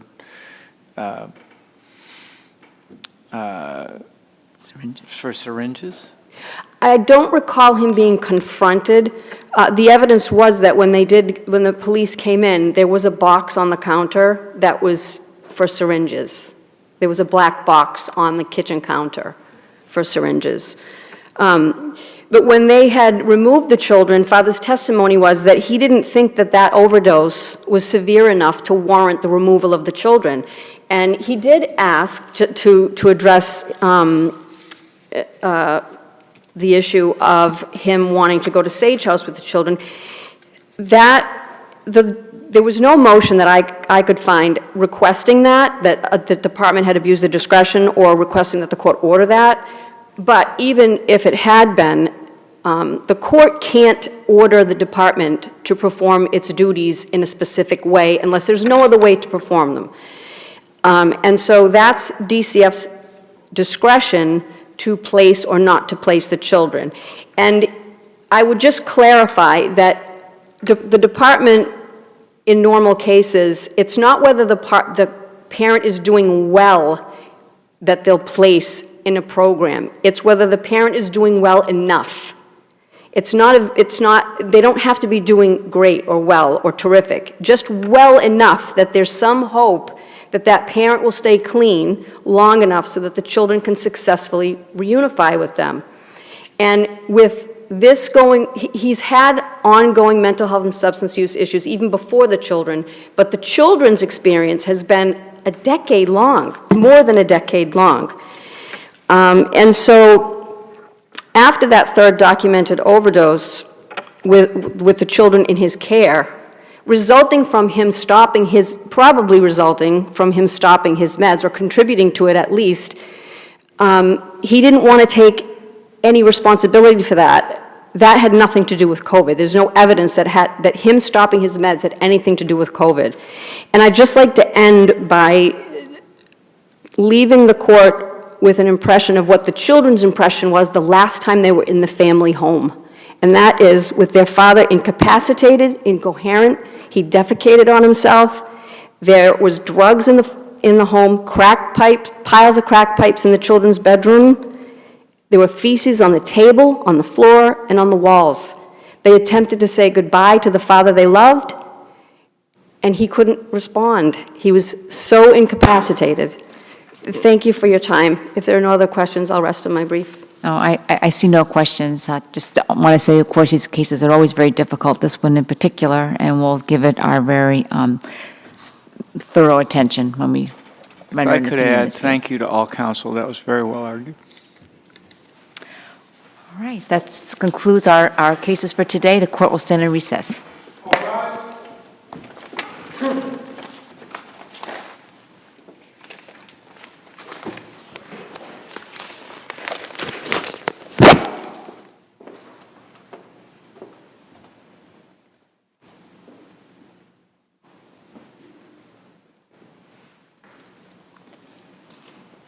Court is in recess.